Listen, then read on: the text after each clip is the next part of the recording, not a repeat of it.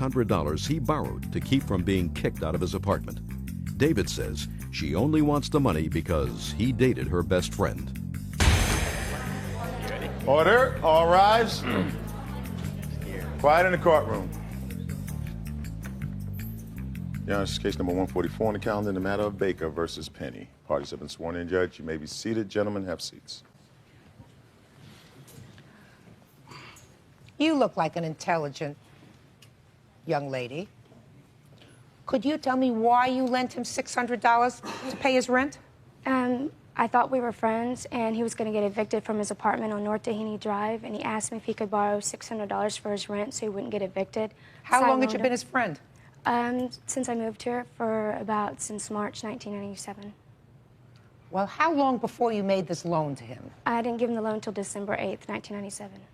Didn't you have any other friends that you could ask for this money, sir?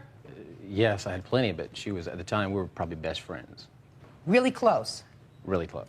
So why didn't you pay her back? I was intended to at one point in time. She inherited a large sum of money. Time went on. She said, just don't worry about it. I said, no, I will pay you back. Oh, just a second. Let's go back. You took this money from her, and you said that you would pay her back.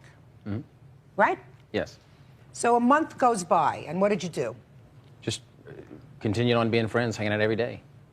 Okay. And nothing was never said months down the line, and until... How many months? Many, from January to last month, May. Never said anything to you? Well, off and on, it was just talk, kind of like a playful thing. Well, tell me how playful. Well, like, what about that money you owe me? I said, oh, I know you owe me money. Just a second. What about that money you owe me? That doesn't sound very playful to me. Does that sound playful to you? Sounds like she wants her money. Yeah. And what did you say? We had a mutual agreement in May, beginning of May, that I would pay her back at the end of the month because she insisted that she had her money. So there came a point she wasn't playing anymore? After something happened, after an incident happened, yes. What kind of an incident? That I was going to go out with her best friend, and she got really jealous. Okay. So, if that's true, and I don't know whether that's true or not, it's not necessary for you to respond. If that's true, that could be an incident. Well, I was trying to hook up with her for about a month as a Hook friend up with thing. who? With her best friend. And she wouldn't allow it. So finally, I did it behind her back. 2 days later, I got a call being threatened that I was going to be sued. I'm like, hold on. We had a mutual agreement. I would pay her end of the month. Okay.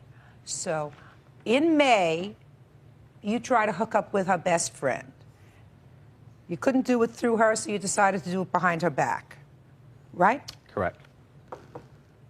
Your really close best friend, her. You went behind her back. Yeah, right? Okay. We're just friends. Okay. So you had an agreement to pay her at the end of the month. But when she found, according to you, when she found out that you were trying to date her friend behind her back, she said she wanted her money right away. Is that the idea? Yes. And then... So I have one question for you. So, where's the $600? I told her I would pay her at the end of the month. She called me 2 days later, said she wanted it right then. She said, I want it in 2 days. I said, no, we had a mutual agreement end of the month. I want it now, or I'm going to sue you. I started getting threats after threats. This is my roommate, started bothering my roommate, threatening him.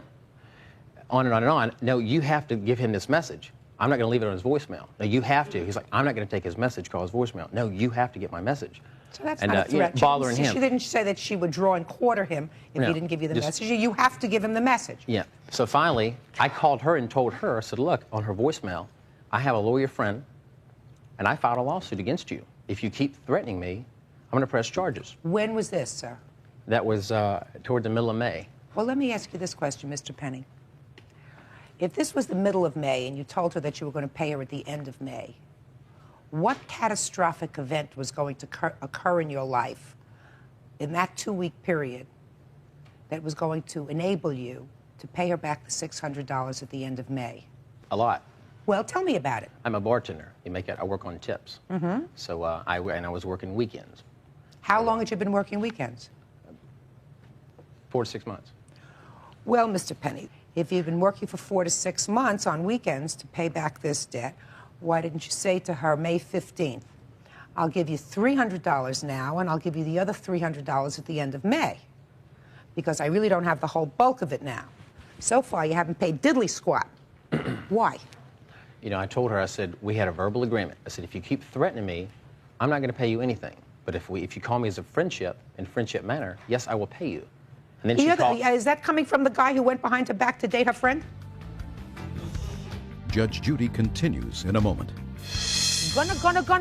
What do you mean? You promised at the end of the month. Months went by, you didn't pay her. Exactly. Oh, please, why am I wasting my time with him? I have better things to do today. And later today, You all go to the same barber?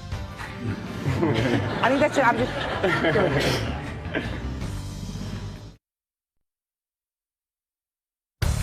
real cases, real people.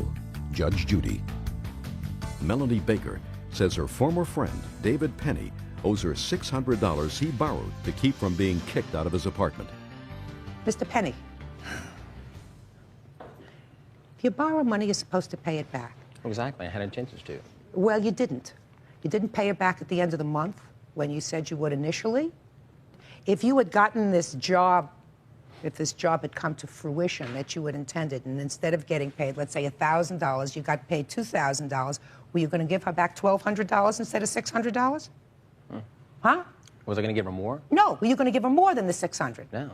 So then why should she be a partner in your misfortune? Well, who made her a partner in your misfortune? You didn't get the job, you didn't get anything.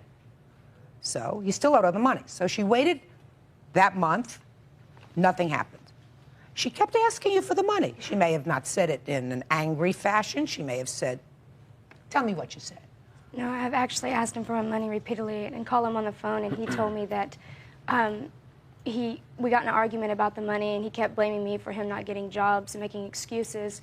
And what kind of excuses? Because he's already given me a few. It's my fault I didn't get him a job through some friends of mine that work at a club, and I don't know why he didn't pay me back. He went to visit his daughter in Florida and had the money to get an airplane ticket and stay in Florida, but didn't have the money to pay me back. And that's when I came back and I told her I would pay her once I saw my daughter. She's like, I don't care about your daughter. I want my money. You owe me the money before you go see your daughter. Just a second. You owe a debt before Exactly. you buy airplane tickets to go someplace. You take care of that debt. And I was going to pay her until she started threatening me. Gonna. What do you mean? You promised at the end of the month. Yeah. Months went by, you didn't pay her. And then we had the verbal agreement. Then she started to threaten you. Exactly. Oh, please, why am I wasting my time with him? I have better things to do today. Mr. Penny, you owe her the money. Pay it. $600 for the plaintiff. Parties are excused. You may step out. Out the back door to your right, please. It was after David started trying to go out with one of her girlfriends. And after that happened, that's when the money thing really, I want it now. I just realized then he wasn't a friend. He just takes people for money. He's a liar. He's an actor. That's what he does. And now the next case. Parties on Ursino versus Anderson Lawrence Bigfoot. Step forward, please. 23-year-old student Kirsten Ursino is suing Jeremy Anderson, Rich Lawrence, and Bryce Bigfoot for vandalizing her home. Miss Ursino, I found both your complaints and I certainly found your answers very difficult to understand. But what I gather is that you knew these three gentlemen. Yes, I did. And you invited them to come to live in your home because they had no place to stay. And not only didn't they pay rent, which you're not suing for, but when you told them to leave, they vandalized your apartment and to the tune of about $1,500. So first, let's start out. How did you know these three gentlemen? Actually, I've known Rich for a year. We were friends last year. And then... You all go to the same barber? I mean, that's it. I'm just... Huh? We do our own hair. Yes. I've known Rich for a year. We've been friends for a long time. And through him, I met Bryce this year in May, actually in June.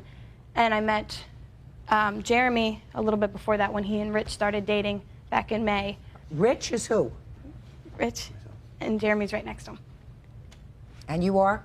Bryce. Bryce. Rich and Bryce lived in Maine. Rich had moved there last year. So when they were coming back to stay, they had asked if they could stay with me, and I told them yes, but so that I could pay my rent, instead of asking my father to help me out, because my roommate had just moved out, we would split it 4 ways, and that was agreed to. So far, is that correct? Somewhat. What's wrong? Basically, the arrangements that were made approximately a week before I came from Maine was that the first paycheck that we received from the job that we received when we got down here was going to be given to Kirsten for rent. for us staying in the apartment. We were only going to be staying in the apartment until July 31st. And when did you move in? We moved in, I believe, June 9th was the day that So we you're came going to back stay from there Maine. about 2 months, and you agreed to give her your first week's paycheck Yes. Correct. to pay rent. Yes. Correct. So did you give her your first week's paycheck? We weren't there when we received our first week's We paycheck. were there for 2 weeks before we actually ended up moving out. Yeah. Is that right? What they're telling you is partially true, but they lived there for 2 weeks, but the agreement was made back in May. If they got a job the day they were coming in, and I told them they had to go the next day to a temp agency and get a job the next day, so that way their rent would be the following week. But instead of doing that, they spent the 2 weeks not doing anything. That's not All true. of them? That's not true because with Just the, a second. All of them? Rich had gone to a deco a week and a half after he A got deco. there. What's a deco? A deco was a temp temporary agency. service agency. But Jeremy actually quit his job the day Rich got there because he didn't want to go to work that night. He wanted to spend the evening with Rich. All right, so I gather from your papers that you got disgusted with either one or all of these guys hanging around, not paying any of the Right. bills. Okay? You bought the food, you bought everything I else. bought the food, yeah, until they started writing checks off their accounts that were empty to buy pizza and return bad merchandise for cash. Okay, so there came a time when, for whatever reason, you got disgusted and you told them to leave. Yes. Tell me about that. On the 23rd of June, they had informed me that Jeremy would be selling a stereo that he had, 2x-K, which is a horse tranquilizer that club kids use. It's a drug to sell. And I heard him out, and I went directly to Robert, which is my neighbor, and explained to him that I wasn't comfortable with that at all. I didn't like it. So I asked him if I could stay with them if I moved out of my apartment. So I moved my stuff out, and I left them a nice note telling them, I'm sorry, but I don't agree with this. You know, I need you to have all of your stuff out by noon tomorrow so I can turn my apartment back over to the landlord so that they could re-rent it so I wouldn't have to pay rent. Well, unfortunately, instead of them nicely turning it back over, they destroyed my apartment, and it's going to take them a few weeks to repair my apartment before they could rent it. Thus, I have to pay another month and a half rent for the repairs and for the lease. As far as her moving out of the apartment, ma'am, Spice Tree was taking the apartment from Kirsten No. because she owed a month and a half rent from when her previous roommate lived there, And did not pay. which is a court case going on with that as well for $2,500 for damages rendered to the apartment by her as well.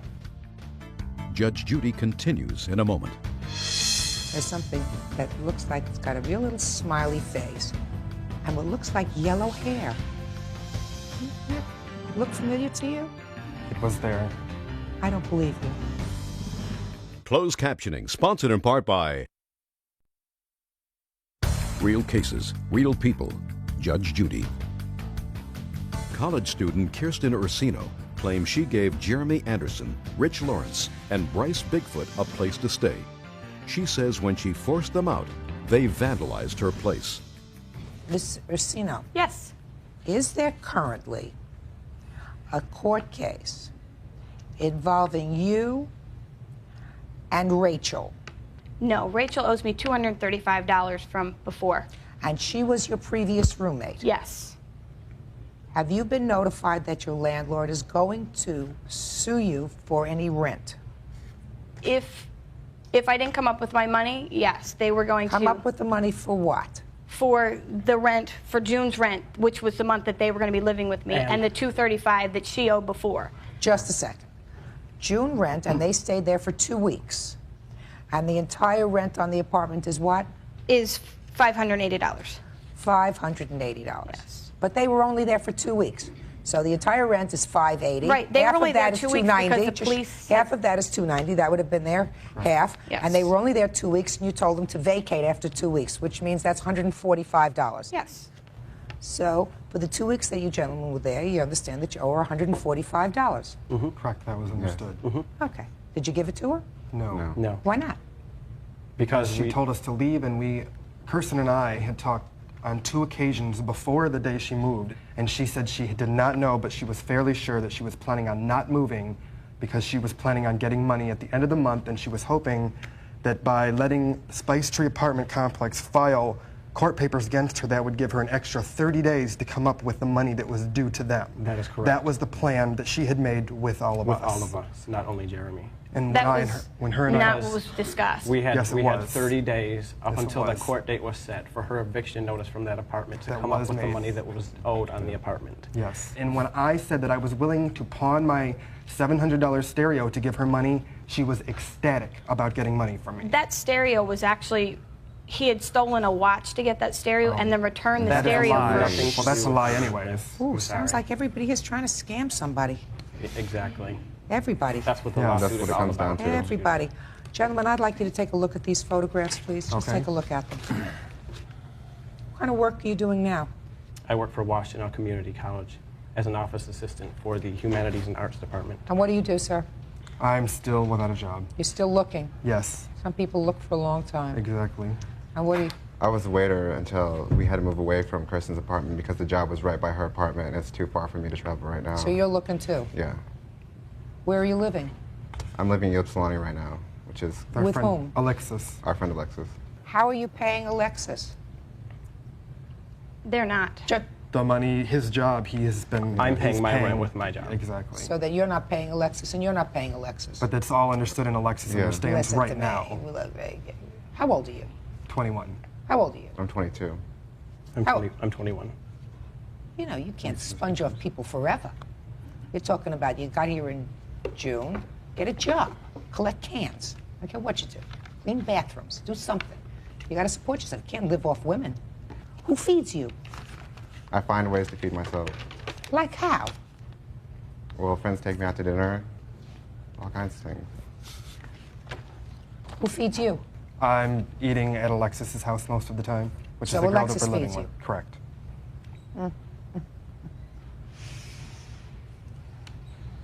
Now, Mr. Sino, Yes. there were a lot of what appeared to be cigarette burns and furniture. Yes.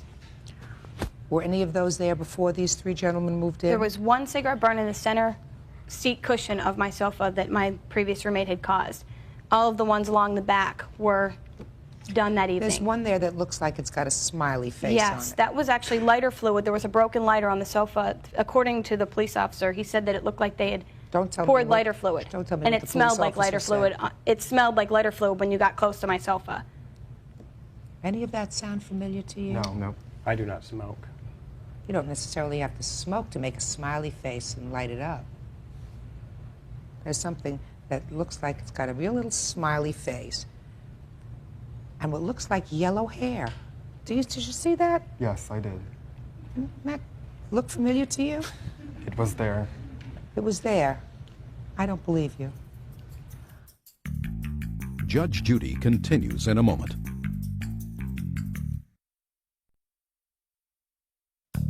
Want justice? Call 1-888-800-JUDY. Oh, I have a feeling that all you young people deserve each other. You know, when people talk to me about, oh, they're an adult, they're 21 years old, I say, adult, they're 21 years old. They're morons.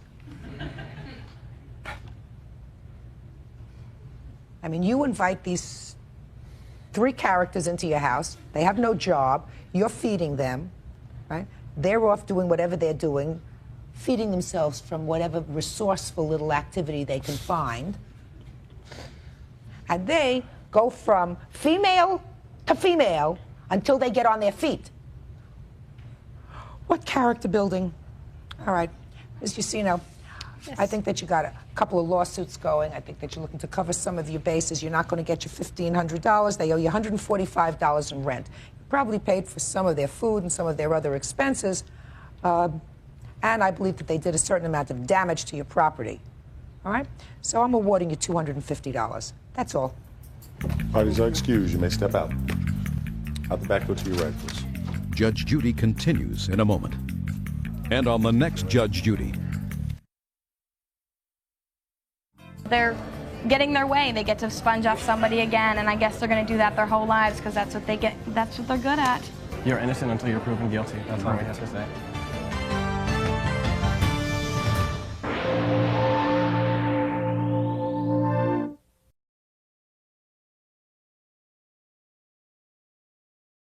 professional dog sitter Colleen Bentley claims mechanical engineer Daniel O'Brien bashed her car with his fists, denting it. Daniel says she was speeding, endangering his children. Order, all rise. Yeah, it's case number 52 on the calendar in the matter of Bentley versus O'Brien. Parties have been sworn in, Judge. You may be seated. Ma'am, have a seat. Ms. Bentley, according to your complaint, you were driving to your job, a job that you frequently drove to. Every day. Every day. You were a dog walker? Dog sitter. Dog sitter. Walker. And you had to pass the defendant's house in order to get to that job. Is Yes, that I right? did. According to your complaint, without provocation, the defendant attacked your car by punching, hitting your car, causing damage to the car. Yes. Mr. O'Brien, you seem to indicate in your answer that you did, in fact, hit the plaintiff's car. Yes, I did, Your Honor. That you did so in anger. Yes, I and did. you were justified. I feel so. So why don't you start by telling me what happened, Miss Bentley? I was going to my job, which is a house up prior to theirs. I started to go by their home, and his wife ran out and started calling me an effing pig and a slob, and said I was going too fast up her road, that this was her driveway, and she was going to call the police. So I just drove by, went in the house, and I happened to look down at her, and I said, I'm sorry I wasn't going that fast, because she wasn't stopping. I was petrified of her. I had no way out of this house. If I needed to get out, I was afraid. You mean it's a common driveway? It's a common driveway, yes. And, so you have to pass their house in order to get to your place of employment? Exactly. I got up there. How fast were you going? You can't go more than 5 miles an hour, if that, up that road. I have pictures here, Your Honor, of the driveway, of the road to go up. It's a gravel, small, one-way driveway, hilly, curvy. I can't go more than 5 miles an hour if I wanted to. So what happened? So I got up there. I told Tracy, the dog, that we could not go down through there. I was too afraid. Took her out in the backyard to go to the bathroom, proceeded to finish my job, to leave and to go back down, and proceeded to drive down slowly, and he came running out like an animal. I'm shaking standing here next to him at this point right now because I'm petrified of him. And started screaming profanities at me, and I just looked at him and said, I'm not stopping, I'm afraid. He proceeded to come around, bash my car twice with his fist, bash my window. I don't know how he didn't go through my window with his fist, and hit the back end of my car. And at this point, I proceeded to just go down to the end of the road and call the police. And they came. And this was the damage that was caused to the car? Exactly. Okay. Mr. O'Brien? My story is a bit different, Judge. My wife had just come home. The children were in the middle of our driveway, which is no more than 8 or 10 feet wide. You're lying. Shh. Miss Bentley. I'm sorry, Your Honor. I'm sorry. They were walking down towards me. They were behind a brush pile of wood. My wife yelled, "There's a car coming, fast." I yelled to them to come. They started to run. There was absolutely no way that this woman could have seen those children unless she's got x-ray vision behind the brush. They got to me, and then this gold car drove by, certainly not at 5 miles an hour, because I had never seen this car go 5 miles before. So essentially... How fast do you think that the car was going, sir? I would say 20 or 25. 20 to 25 is still not speeding. Is there a speed limit posted? Well, the posted speed limit on Mill Road, which is the nearest road, is 15 miles an hour. Is 15? 15. All right. So essentially, the car went by me. My wife was in the middle of our driveway, in front of our house, and I will defer to my wife because she's the one that really dealt at that point with the plaintiff. May I interject, Your Honor? Sure. I was out of it. I'm Sharon O'Brien. 20 to 25 miles an hour on a very narrow driveway, whether who owns it or not, with 2 children, a 4-year-old and a 3-year-old, as you see, Your Honor, is excessive speed. Okay. I walked out. I would not the children, have gone 25 miles an hour on that road. The plaintiff, Your Honor, I ran out. The children ran down the hill. There's pictures, if you have the They pictures. were not even there. Listen to me, Miss Bentley. They were quiet when you were testifying. Is that right? Yes, I'm sorry, but they're So lying. listen to me. I'm They sorry. were quiet when you were testifying. You have to be quiet. Now it's their turn. Okay. Good. I had come back from the park with the children, came out of the garage. Children ran down the hill to see their father.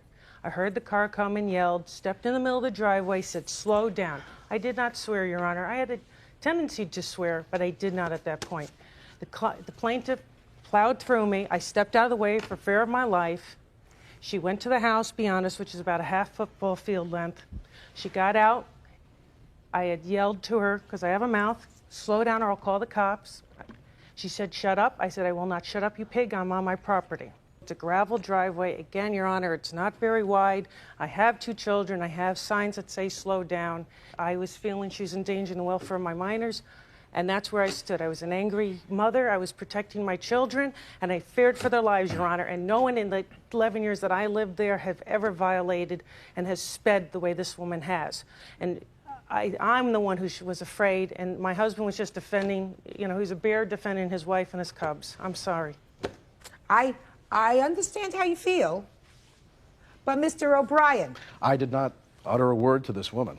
You're I right. put my hand like this, and she just kept on coming. And indeed, when she came, I put my hands on the car, and then I did hit it, yes. I cannot stand here and deny that I didn't hit it. So, Mr. O'Brien, here's what we got. Assuming that she was going between 20 and 25 miles an hour, which is fast, because if you hit a child going 20 or 25 miles an hour, you can kill him. Exactly. Truth of the matter is, Mr. O'Brien, if you hit a child going 5 miles an hour, you can kill them. Exactly. I understand your frustration. You can't do this to her car, sir. Judge Judy continues in a moment.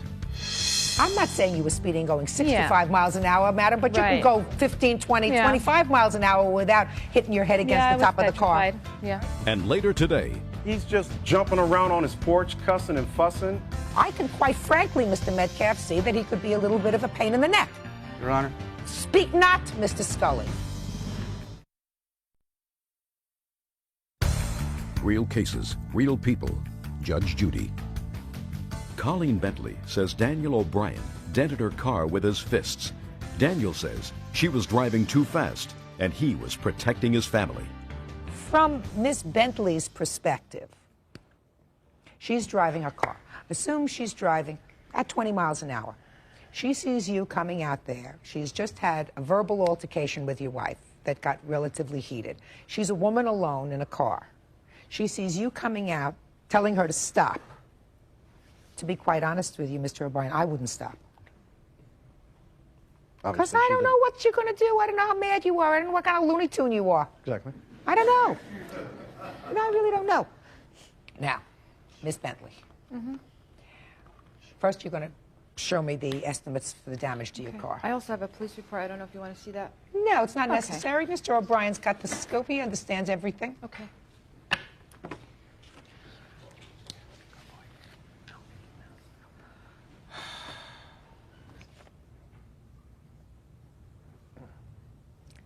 Did you have the car fixed? Not yet, Your Honor, no. Uh-huh. You have insurance on the car? Yes. What's your deductible? 500. So your real out-of-pocket expense is $500. So, Miss Bentley, he was absolutely wrong Thank you. to attack your car. I wasn't there. You can understand, however, that he's got two little kids who he felt threatened by your car going up this road too fast. Now, you say you couldn't have been going more than 5 miles an hour. I would probably estimate it was somewhere in between. You can't, there's a dip there, so you can't. I'm not saying you were speeding going 65 miles an hour, madam, but you Right. could go 15, 20, 25 miles an hour without hitting your head against I the top was of the car. petrified. Yeah. Right? So, I mean, I was scared. you were scared, so you were going faster. Mr. O'Brien and Mrs. O'Brien do not strike me as being lunatics. He did a foolish thing, but he doesn't strike me as being a lunatic. So, you have to be careful when you drive a car. You never know where little kids are going to come from. Mr. O'Brien, I said to you, I understand your frustration, sir. You cannot deal with it this way. I had no intentions of doing it, Good. Judge. Even your wife knows she dealt with her words. She probably used a woman didn't lot of try to- words. Could have. From the New York area, Your Honor, I held my tongue. Okay. This you can't do. So it's going to cost you $500. Judgment in this case is for the plaintiff in the amount of $500, which is her out-of-pocket expenses. Thank you. Advisor excused, you may step out. It's over. She's gone, and we don't want any more of her. I'm scared just standing here next to him, to be honest with you. And now the next case. Party's on Scully versus Metcalf. Step forward, please. 47-year-old truck driver David Scully claims next-door neighbor, 43-year-old city worker Timothy Metcalf, assaulted him. Timothy says his neighbor left grass clippings on his driveway. How long have the two of you been neighbors? Since he moved in, which he'll have to answer that. I can't remember exactly. So you were there first? Yes. How long have you been living in this house? I've been living in my house since 1990, Your Honor. Okay.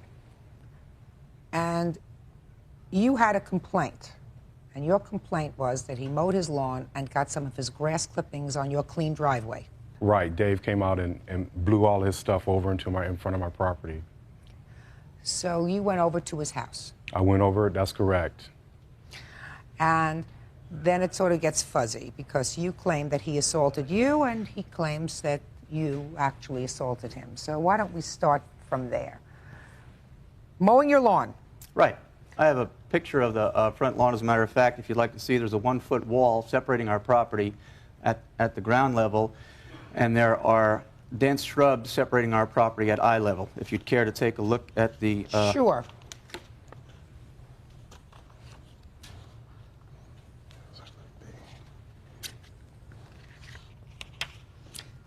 You mean this brown part is your lawn? Is it brown? I didn't really notice. Pretty brown. Should Okay. feed it. So there's a little wall that separates the two houses. 12 inches high. Okay. You mowed your lawn. It's got the little thing that blows all the grass all over the place because it doesn't collect the grass, right? Correct. Would you like me to tell you how that happened? Sure. Okay. Well, as I said in my statement, I mowed the lawn, and there is that barrier. Both. I heard about the barrier. And the Can we move visual on? I have barrier. other cases. I went inside for about 20 minutes watching TV. The bell rang. I came outside. There's my neighbor, Timothy Metcalf. I asked him what he wanted, and he was not over there for discussion. He said, just tell me what he said. would you like me to tell you how he said it, too? Yes, I'll I try will. to imitate him. Hey, man, I just went over there and I cleaned my driveway, and you mowed your lawn, you got grass clippings all over it. You know I just cleaned it, and you did it on purpose. Now get over there and clean it up. And that's exactly how it happened, Your Honor. So then what happened? I was standing right at my front door, and I said, I really don't appreciate you coming over here, speaking to me this way, giving me orders like that. Then he said, hey, man, I had enough of your shit, man. I can kick the shit out of you, man. And I said, well, you think you can. I know I can, man. Hey. Then what he did is he reached down with his left hand, because he carried either a phone or a walkie-talkie or a radio, and hit me in the side of my head, and I have pictures here to show you the results. I grabbed him. We tussled. I took him to the ground. I held him down. And as soon as I got him down, I started calling for somebody to call the police. Finally, his family and the neighbor across the street came over, and I got off of him. Even then, as soon as I got off of him, I separated myself as quickly as I could, went across to the other end of my driveway by the sidewalk, and they had to hold him back. He's getting up, let me at him, let me at him. Finally, his wife escorted him back to his house, and that's exactly what happened, Your Honor. Judge Judy continues in a moment. Whether you like him or not, whether he's a pain in the neck or not, whether he's a good neighbor or not, whether he's like a boil on your behind or not, you can't go over and hit him. Closed captioning, sponsored in part by Real Cases, Real People, Judge Judy. David Scully claims next-door neighbor Timothy Metcalf hit him in the head. Timothy says his neighbor made a mess of his driveway. Okay. Mr. Metcalf, I'll hear you, sir. Your Honor, my wife and my daughter went outside, attempted to start sweeping the stuff up that he had blew all over in front of our house. He came outside, stood from here to there, and started chanting to them, you know, as to humiliate them. No, just a minute. What did he say?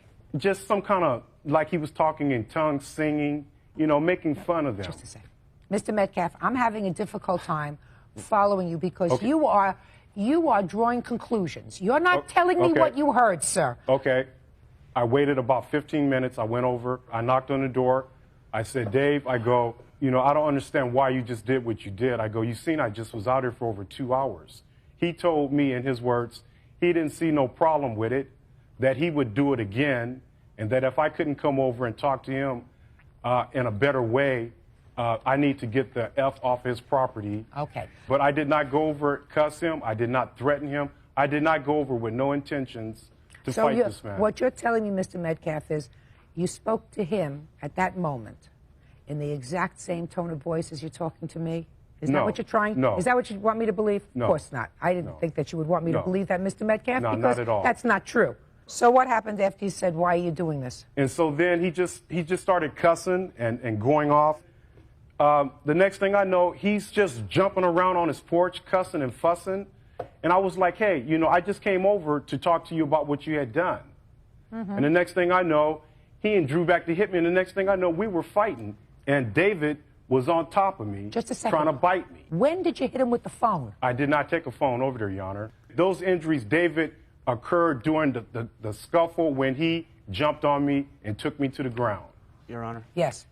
You see the blood coming down on the side of the face. That was caused by him striking me with a phone or whatever object he hit me with. Well, there did come a time when you were both going at it, going well, at yes, each after other. he hit me, I grabbed him. I understand that. Yes, Your Honor. After, the question is, who struck the first blow?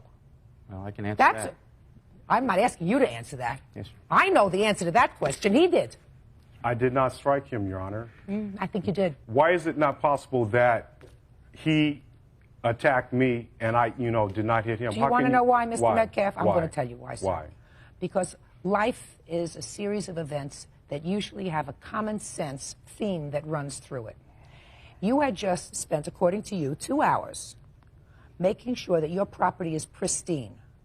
Everything is perfect. He comes out and messes up the property that you've just cleaned up. And then if I continue to believe you, your wife and your daughter were humiliated by him when they went outside to clean up this mess that he had made. And not only humiliated by him, but if I believe you, Mr. Metcalf, you heard him outside whistling or singing to further humiliate your wife, whom I assume you love, and your daughter, whom I assume you love. Then, according to you, you spend 15 minutes having a discussion with yourself in the garage about what to do about this situation. And then you decide to go to his house and confront him. Now, all those things put together, common sense suggests to me that you did not go over there really angry. Now, he may not be a terrific neighbor. I can quite frankly, Mr. Metcalf, see that he could be a little bit of a pain in the neck. Your Honor. Speak not, Mr. Scully. I can see that. That's not why we're here. Right. We're here because he alleges that you came to his home and assaulted him. And whether you like him or not, whether he's a pain in the neck or not, whether he's a good neighbor or not, whether he's like a boil on your behind or not, you can't go over and hit him. Your Honor. So, say nothing. You don't want to say anymore, Mr. Metcalf. I'm telling you that I've just made a determination based on all the reasons I told you why I believe that as much of a nudnik as he might be, you assaulted him, and you can't do that. Judge Judy continues in a moment. Want justice? Call 1-888-800-JUDY. Now, let me hear about your injury, sir. First, if I may object to I don't know how much time you want to give this. I'd like Just to a second. object to several issues. Just a second. I don't have any more time. Okay. I asked you a question. There are two determinations in an assault case, sir. Okay, one of the injuries... Hey, do you have see my mouth moving? Okay. What? Hey. A, who assaulted whom? I've already made that decision. B, the issue of damages. You are suing for almost $5,000. Okay. I have to see medical bills for medical treatment. No medical bills. I have seen none because you say you treated yourself, which means that your injuries were not severe. You're right. Good. I'd like him to apologize and to admit... He's not going to apologize, Okay. Mr. Scully, but he's going to pay $500 judgment for the plaintiff. That's all. Parties are excused. You may step out. Judge Judy continues in a moment. And on the next Judge Judy. I think the man has problems. He's a violent person. He needs help. He runs around in fatigues, doing push-ups in the middle of the street. The man is jealous of my family, myself, and the way that we live.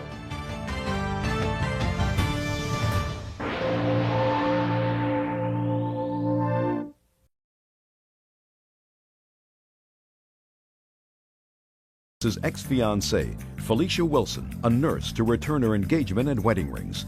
Felicia says she already gave the rings back.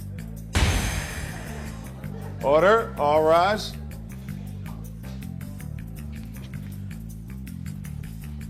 Your Honor, this is case number 110 on the calendar in the matter of Brewer versus Wilson. Parties have been sworn in, Judge. You may be seated. Mr. Brewer, how long were you acquainted with the defendant before you became engaged? About 2 years. I had been employed at the medical center, and she was a nurse at the same center. How long did you date before you became engaged? About 3 months. And according to your complaint, you bought some engagement rings. Yes. Did you go shopping for it together? We went together, and she picked it out. And I just stood back and watched because she had made the comment that that was the binding contract for our relationship to be a solid union. Well, you must, Mr. Brewer, you must have said, "Will you marry me?" Does that sound familiar? At some point, you must have said, "Will you marry me?" I did after she encountered the comment that in order for us to be a bond, that we need to make this a continuity thing. And I said, yes, I'll do that in order to make this a binding thing. I want to get us married and so we can have something to go on. But like I said, 2 years prior to meeting her, I only met her in coordination of going back and forth through my job. So you really dated for 3 months, although you knew her for 2 years. Right. You went shopping for the rings together, is that right so far? That's true. Bought the ring. How much did you pay for the rings? It was $2,600. Okay. And then the engagement was broken. Yes. We went to a concert, and she got, I found that she had a drinking problem, and I didn't know that. And it became more and more aware of it by the fact that she began to act violently. Like, we went to a concert, and the concert was Yanni, and she stopped the show.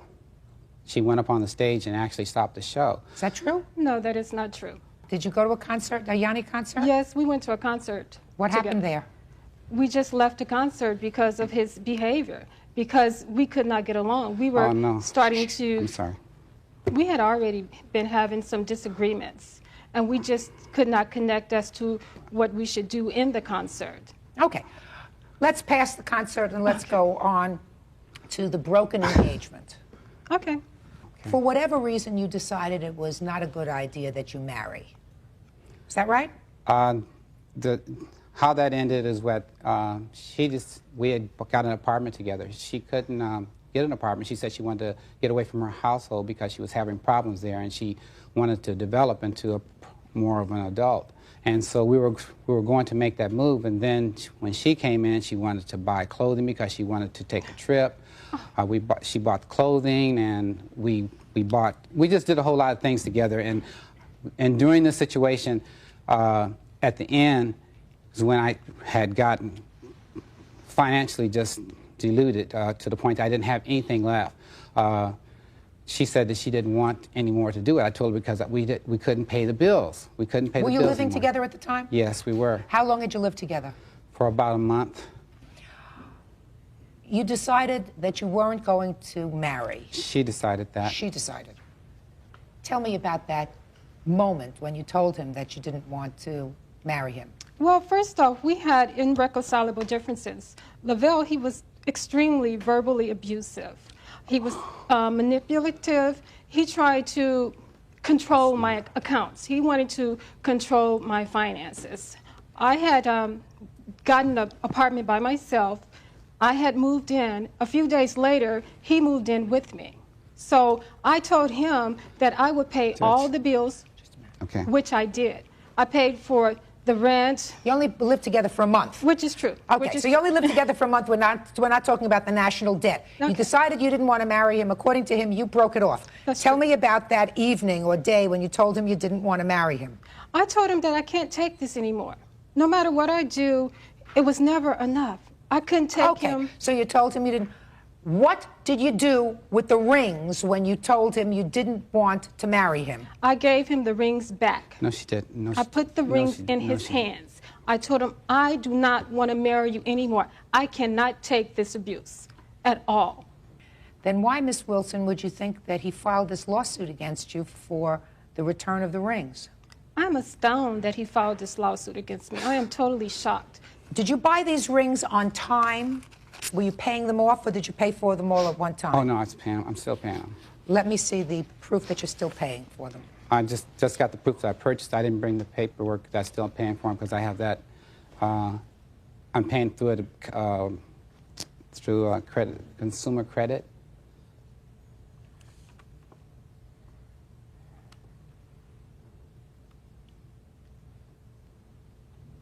It would certainly have been helpful, sir, to establish to my satisfaction that you are still paying off these rings. I filed bankruptcy, and they told me that I couldn't pay them off. I had to turn the rings back in. And so then I had to go to consumer credit to put it in, and all they gave me was a number. They didn't give me a... I started to bring that, but it didn't have anything to... When did you file for personal bankruptcy? About a year afterwards, because they told me... Why did you file for bankruptcy? Because she'd ran up all my credit. I had all my credit cards ran up to the end. I had furniture that I bought for her that I also couldn't pay, and I was. Who has the furniture? She has the furniture.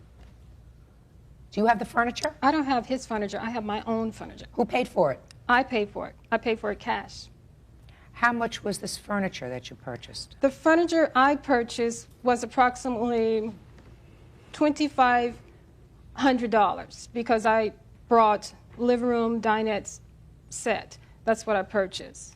And you paid for that in cash? I paid for it in cash because I was scheduled to go on vacation this year. So I used my vacation money to move into the apartment because he didn't even put any money down on an apartment. You used your vacation money. Go ahead. I used my vacation money to move into the apartment and to purchase the furniture for How the much was apartment. the rent on the apartment? The apartment was $835 a month. Okay.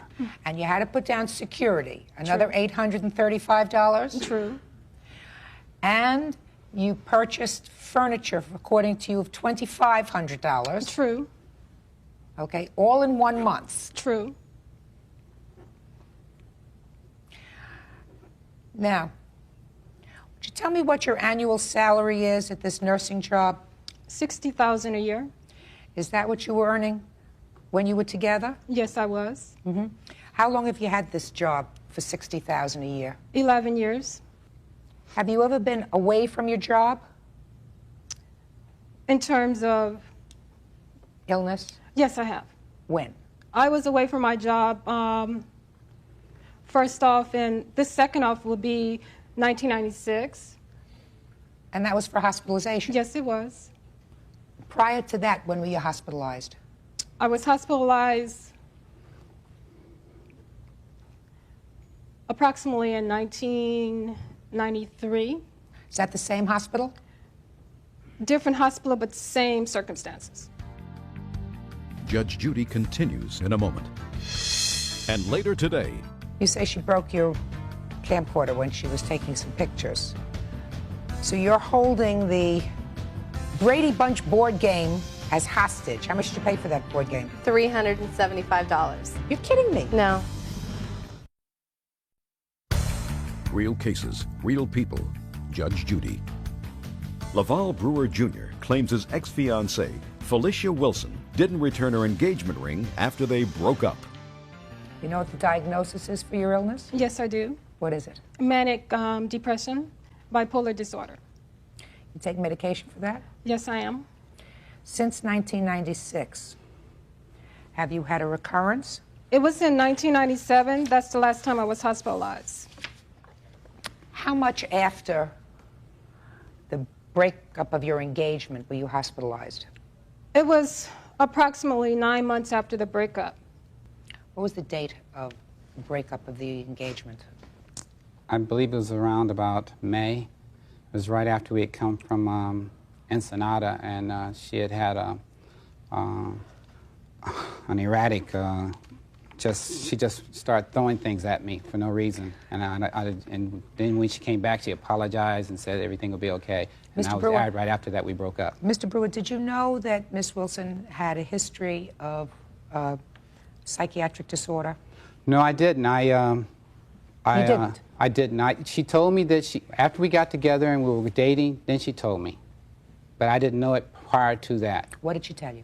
She told me that after we got together and we moved into the apartment, then she told me, she says, this is where my doctor is. And I'm saying, like, okay. And he says, because sometimes I have this problem, and this way we're close to where we can go to him and it won't be far away. And then that's when I found out what she had been committed for. Mr. Brewer, Miss Wilson says that at the time that the relationship was terminated, she took the rings and put them in your hand. Is that true, sir? No, that's absolutely a lie. I'm sorry, but that's the truth. Miss Wilson, have you had any contact with each other since your relationship terminated? I haven't spoken with him in over almost 3 years. What school were you going to, by the way? Cal State Dominguez. For what? I was obtaining my degree in nursing. You mean you didn't have a degree in nursing before? Well, I have my associate's degree. I graduated from a 2-year college. Then later on, I went back for my baccalaureate degree. And did you get it? Did Yes, you graduate? I did. Yes, I did. In what year? I just graduated. I finished all the courses. I graduated 1998 of May. And you're telling me that as a recent graduate, a recent nursing graduate, you're making $60,000 a year? Yes, I am telling you that. Now, can you think of any reason, Miss Wilson, why Mr. Brewer would want the return of the engagement rings that he said he gave you if you had already returned them to him? Perhaps he's still holding a grudge or something. I really don't know, because I thought that the relationship had ended with me giving him the rings back. So I'm really shocked that he is suing me for this amount. Well, I have to make a judgment at this time based upon common sense and based upon my evaluation of the parties as to who I believe. Quite frankly, Mr. Brewer, I believe that you never got the rings back. That's true, Your Honor. And Miss Wilson is not going to be forthcoming with those rings, wherever they are. So you are entitled to the rings back because the contract of marriage was broken. According to the defendant, she broke the contract. But it really is irrelevant who decided to terminate the relationship, because in all probability it would have ended in disaster. So you're both probably better off. But she had the responsibility of returning the rings, and quite frankly, madam, I do not believe that you returned them. So I am awarding the plaintiff the amount of $2,599, which is the cost of the rings. Thank you. That's all. Parties are excused. You may step out. We went to the concert, and she stopped the concert. We went to a couple other incidences that showed that she was not wrapped tight. Perhaps he still has some feelings. I'm not sure. I wish him well. And now the next case. Parties on James versus Morgan. Step forward, please. 24-year-old toy collector Marcy James claims former friend, 24-year-old film student Ben Morgan, refuses to return her collector edition Brady Bunch game. Ben says she can have it back when she pays for his broken camcorder. How long have the two of you been friends? Since kindergarten. You went to a party at his house and you had just bought a board game. That's correct. That board game? That's correct. A vintage board game? Yes. Very collectible. You're into collectibles? That's right. I assume you brought me some of the other things that you collect. Brady Bunch collectibles, yes. Isn't that terrific? And you brought it to your house to show your friends? Yeah, she had just bought this a few days prior and wanted to show me. And while you were at the party, according to your answer, sir, she got a little tipsy, was taking pictures with that camcorder over there. Yes, Your Honor. It's a pretty old camcorder. It's like a dinosaur. Right? It used to work, yeah. Judge Judy continues in a moment. That she fell with the camera. Yes. And the sound goes out and the video goes, you know, blippy. Yes. It's broken. Did you see her break your camcorder? No, Your Honor. Good! Real cases, real people. Judge Judy. Marcy James claims former friend Ben Morgan refuses to return her collector edition Brady Bunch game. You say she broke your camcorder when she was taking some pictures. So you're holding the Brady Bunch board game as hostage. How much did you pay for that board game? $375. $375. And I have a receipt for it. Need the receipt for it. Okay. What kind of work do you do? I'm a toy collector. A toy collector? Yes. So you make a business of that, and when you do, resell them? Yep. How many years have you been making a living at this? Almost 10 years now. You're kidding me. No. Okay, so it's clear that's her board game. Now, tell me, sir, about this But that is not the condition it was when I had taken it to his house for the party. It was in, because I had just gotten it like the week before. It was in plastic wrap. I mean, this looks totally It was like in a plastic bag, not like it was brand new. Like Miss James, you left it there. There was a party going But on. it's like smashed. It's Listen like, to me. Listen to me, madam. Okay. You've been in this business, you said, for a decade. Yeah. You want to keep your things in pristine condition, you keep them in the bag, and and when you leave the house, you take them with you. Well, that But wasn't, what? Well, he said he was going to hold on to it, and I went to pick it up the next day. Why did you go the next day? Why didn't you take it that night? Because I didn't want to carry it, I guess. because you were drunk. Give me a break. Come on. So, what makes you think she broke your camcorder? Well, the day after the party, I was cleaning up, and I found my camcorder. It wasn't where I left it, and as you can see, it looks like this now. Like this thing won't shut. Fine, it won't and, like, shut. the wires are like and all. the wires are it's all out. What messed makes up. you think that she's responsible for the condition of your Because camcorder? when I took the tape out from the camcorder to watch it in my VCR, the very last thing on the tape is her taping stuff, and like she falls. Like you totally see it in the video. She falls in it, like, and that's when it broke. Well, how do you know that's when it broke? Because it worked before that, and no one else used it. How do you know no one else used it? How do you know no one else touched it? Because there's nothing else on the tape. So what? I put it back in my closet. You know, Mr. Morgan, you're going to tell me a lot of baloney stories, just like she's going to try to tell me a lot of baloney stories. I'm going to throw you both out of here. Do you understand what I'm saying to you, sir? What I'm saying to you is, did you see her break your camcorder? No, Your Honor. Good! And the only circumstantial evidence that you have is that you believe that she was the last one to tape on it. If you would watch the tape, Your Honor, it shows her taping with the camcorder, and she falls, and it's totally, how can you and see it that breaks. she's? How can you see her taping? And you hear her voice, and you hear someone say, "Marcy, what are you doing?" or "Marcy," and that's when she fell. Let us assume she fell. Yes. And then you don't hear anything else on the tape. Right, because it broke. The sound went out after that. Then you don't hear anything else on the tape. But the video kept going. So what? So if she fell with the camera, yes, and the sound goes out and the video goes, blippy, yes, it's broken. Judge Judy continues in a moment.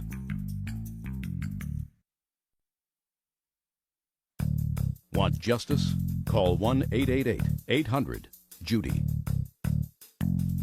And how many other people used it? No one.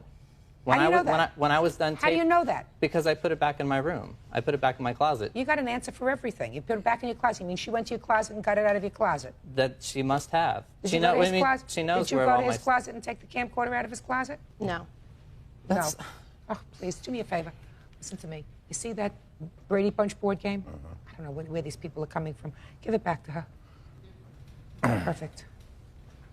If you could see how she was at the party, like. Excuse me.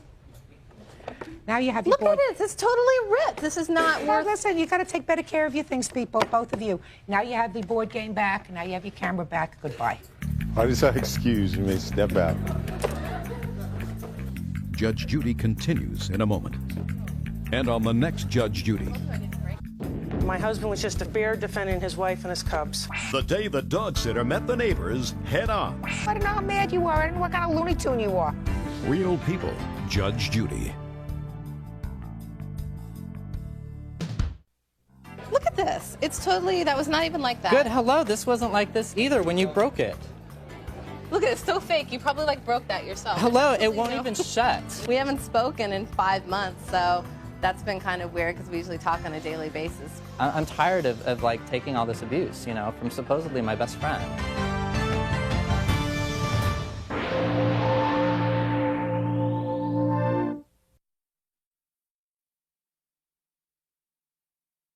Creative assistant Shelley Griffin wants $5,000 from 30-year-old engineer Eric Edwards for breaching an agreement to support her in his San Diego home. Order. All rise.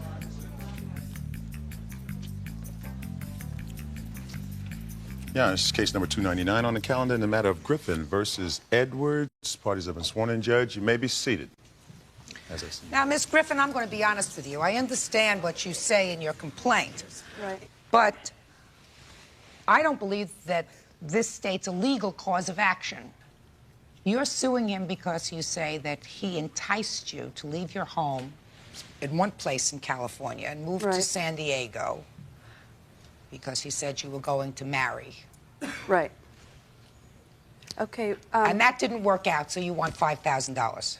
Actually, the $5,000 is for costs incurred by me after I left my job, my home, moved to San Diego, and then 6 days after I arrived in San Diego, he basically threw me out. I was ineligible for unemployment because I resigned my position.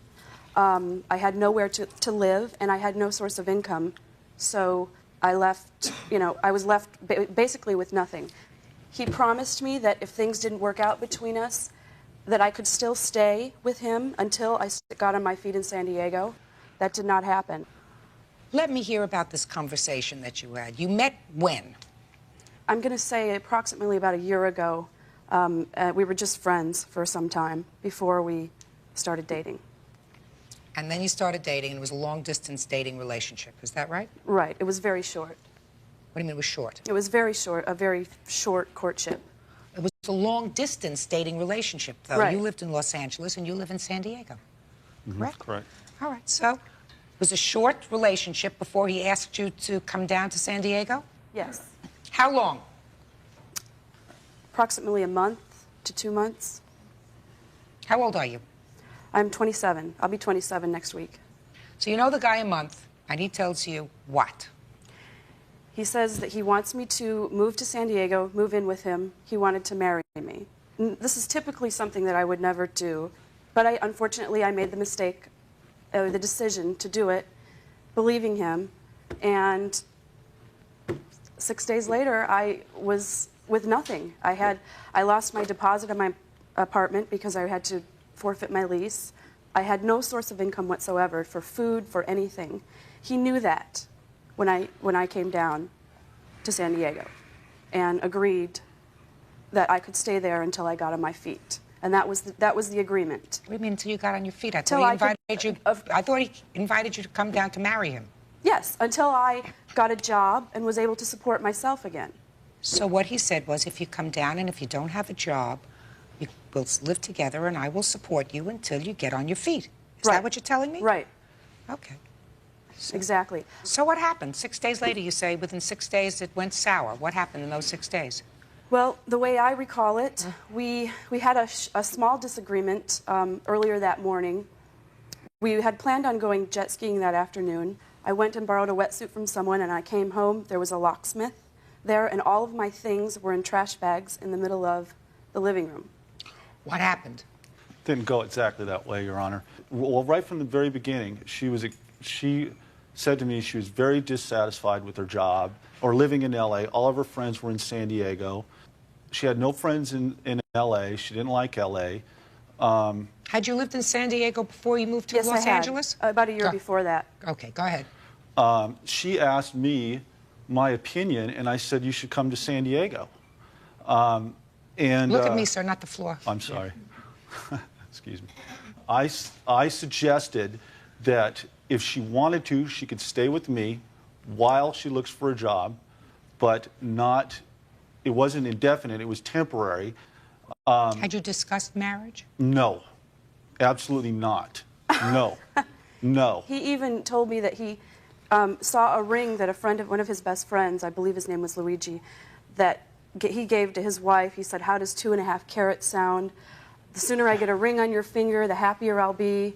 Let's go to Vegas tomorrow." I mean, Your Honor, that's untrue.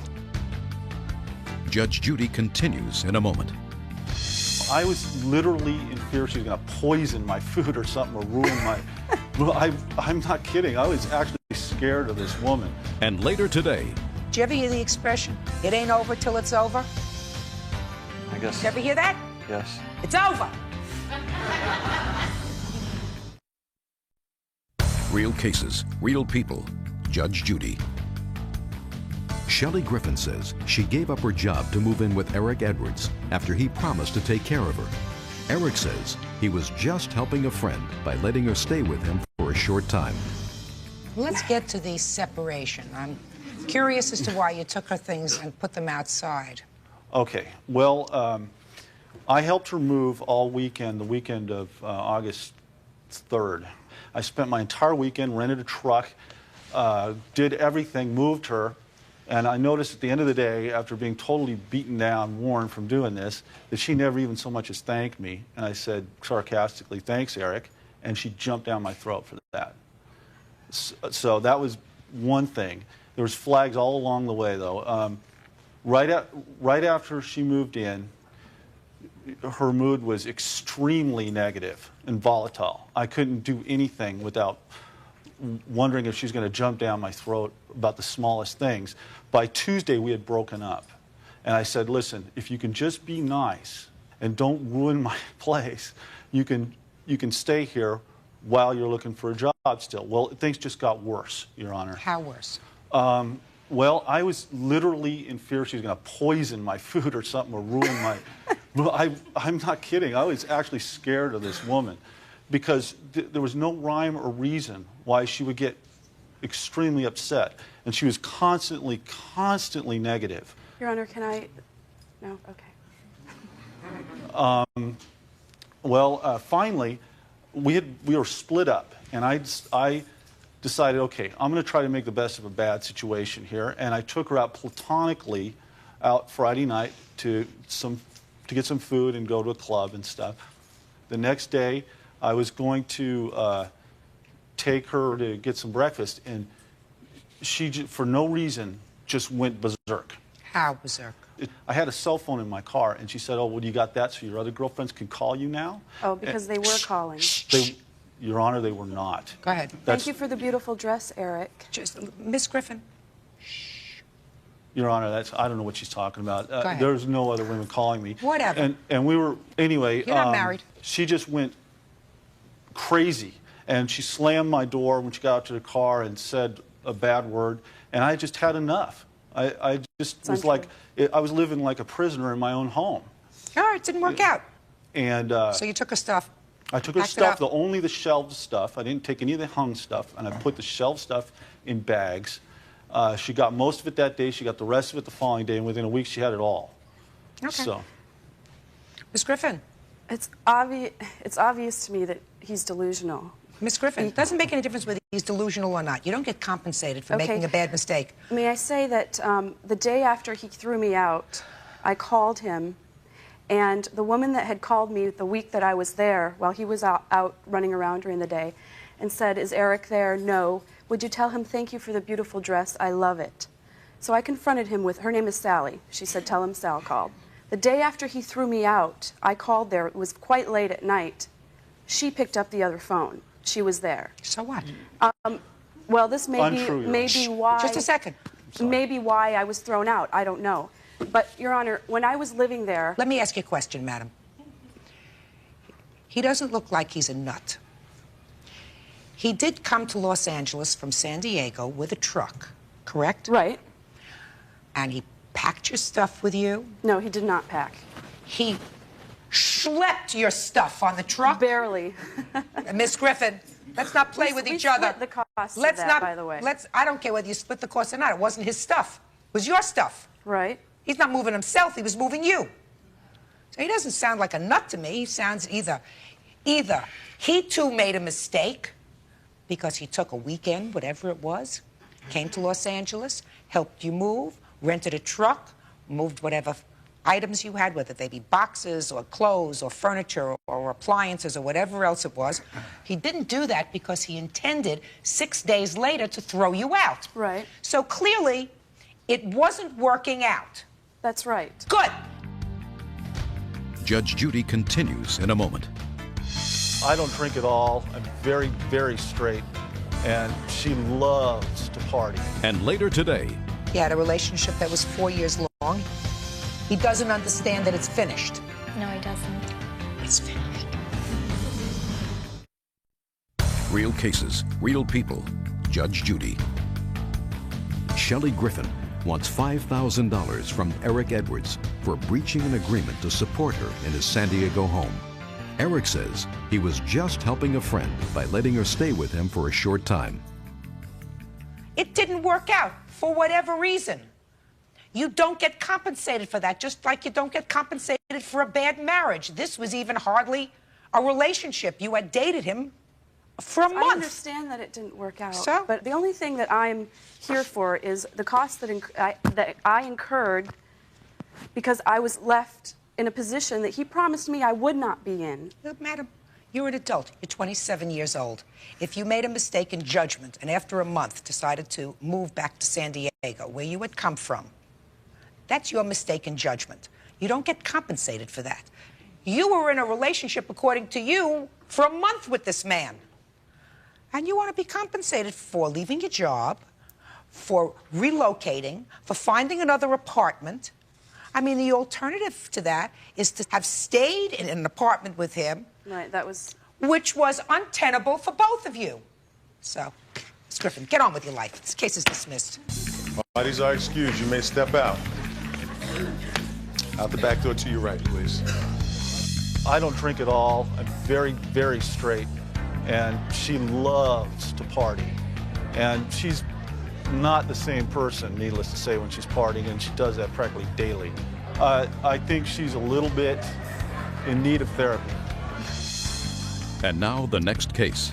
Parties on Kelly versus Boyda. Step forward, please. 25-year-old student Mike Kelly says his ex-girlfriend, 24-year-old Nicole Boyda, won't return his possessions. Nicole claims Mike slammed her head on the floor. Mr. Kelly, you and the defendant lived together for about 4 years. Is that right? That's correct.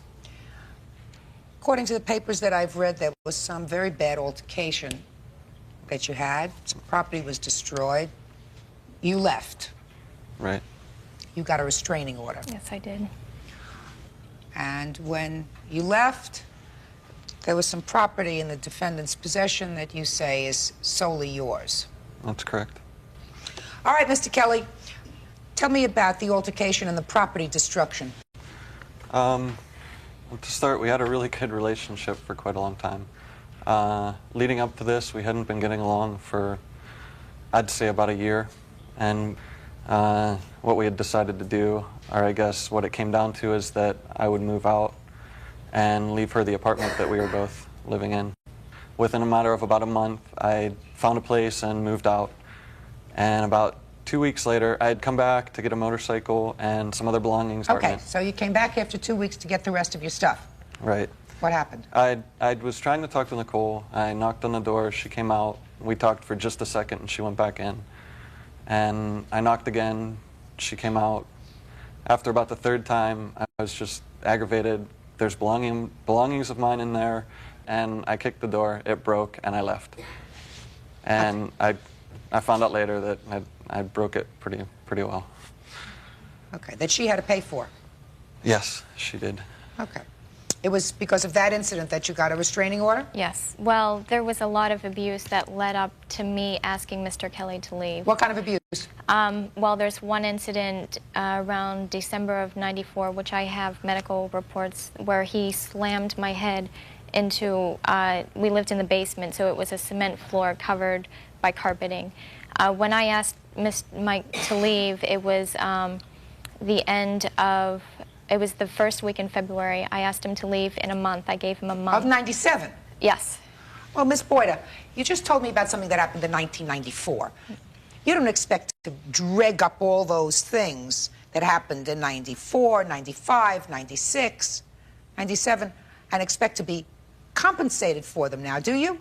Well, most of the compensation has been from the time that the door was broken until this point.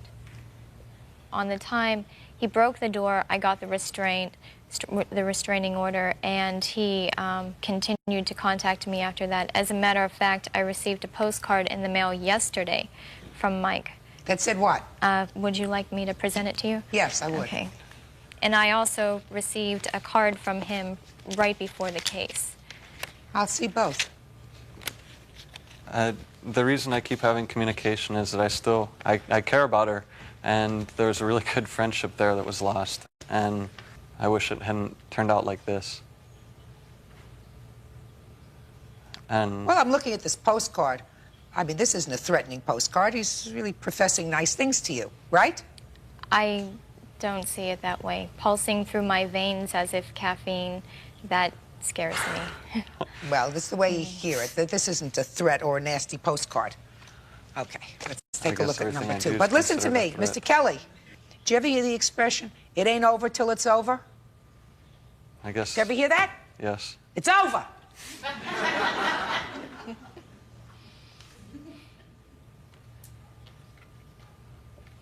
Miss Boyda. Yes. This is a lovely card. It is. It's a card from somebody who still professes to have very strong feelings for you. And there's nothing threatening about it. So, you had a relationship that was 4 years long. He looks like he's a pretty decent person. You may have had arguments, whatever. He doesn't understand that it's finished. No, he doesn't. It's finished. Okay? Now, how much did the dog cost you, Miss Boyda? $250. You have a receipt for that? Yes, I do. Can I have it, please? I have a check. I paid restitution to the court for that. That's what I was ordered to do, along with the restraining order. Okay, so you paid for the door. Yes. So just a second, Miss Boyda, he paid for the door? I haven't received payment for We it. both talked to see. the court, and it's just takes a long time. But you sent the check in. Yeah, I was ordered to pay it by September 1st, and I paid it August 28th. That's the only sort of written Okay. notification. Yes, he that I did. have. $250, so you should be getting it. The district attorney's not going to hold on to your check. Okay. Cross that off my list. I don't have to do any subtraction, which makes me very happy. Now, Miss Boyda, do you have his computer? Yes, but the computer was stolen from the University of New Mexico. The computer is his computer? Yes. As between yours and his, it's his? I would say so, yes. Good. So you're going to return it to him. Right? Sure. His software and accessories that go with the computer? He can have it all. Perfect. Gas grill. That was a gift from my father. He can have it. Gas grill goes back. Mr. Kelly, you have other miscellaneous items that I'm not going to ask you because I don't need a laundry list of stuff. But you do have snow skis and boots that you bought for Nicole, which she promised to repay and hasn't paid in full. Right, correct. Go ahead. Let me hear. That's it. She has made payment, so obviously there was an agreement there. How much is owed on it? I think it's about $300. I think it's more than that, but $300 Do you owe him would be that fine. money? $300. You owe him that money? Mm-hmm. Okay. Judge Judy is ready to rule. You really look like two nice people. And it's unfortunate that you had to come to court to resolve this stuff, which is really, after a 4-year relationship, we're not talking about much. I guess the mistake was getting in a relationship with a good friend. Well, sometimes good friends become the best kind of long-term relationships, lifetime ones. This one didn't work out, Mr. Kelly. And I know that you're sad about it. And I assume that Miss Boyda is sad about it also, because she also invested 4 years. So you have to move on, you know. And if it wasn't meant to be, it wasn't meant to be. There's somebody else nice out there for each of you, because you both look like, as I said, decent people. All right. Within a week of today's date, Miss Boyda, you're going to return to Mr. Kelly his computer software and accessories, his gas grill, plus pay him the $300 that you owe him for, that you acknowledge that you owe him for the boots. Understood? Thank you. That's all. Parties are excused. You may step out. Judge Judy continues in a moment. And on the next Judge Judy. We had a really, really good relationship, and now that it's over, I see it a lot more clearly, where the good and where the mistakes were. And I think we both made mistakes, and we both didn't treat each other with the respect we should have. She saw the anger and she stopped me. I guess she did me a favor. I hope.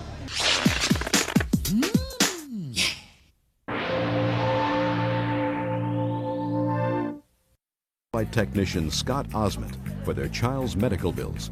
Scott says he gives half his salary and will pay no more. Order. All rise.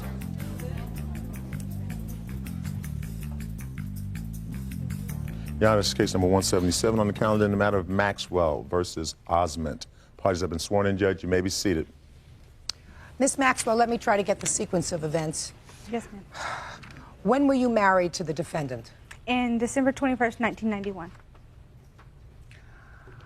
And you have one child together? Yes, ma'am. When was that child born? November 1st of 1994. Girl? Girl, yes, ma'am. And when did you separate from the defendant? In January of 95, Your Honor. And when were you divorced?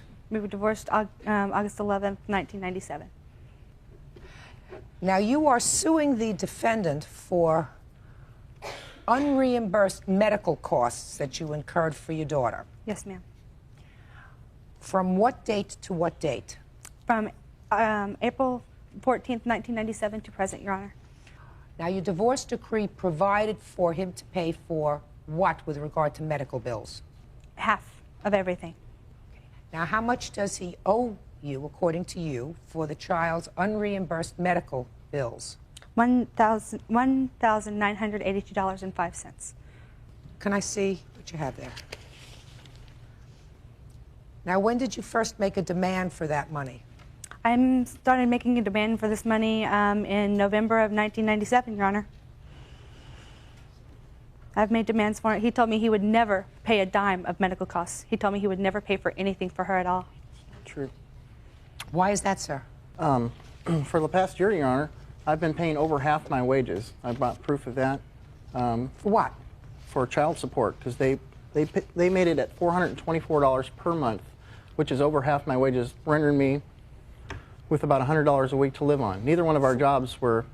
$424 per month for child support. Yes, ma'am. Is that what the judgment of divorce provided for? At first, yes. We went to court 1 week ago on July 1st, and they saw fit to modify the child support to $251 to a reasonable rate. I proved to the judge that I'm just not making it. I'm trying to go to college at night. At this point, I brought proof of my payroll. I don't know where I would get it at this point. Let me see. The net pay shows what... No, I'll read it. I'm really good at that. I know you are.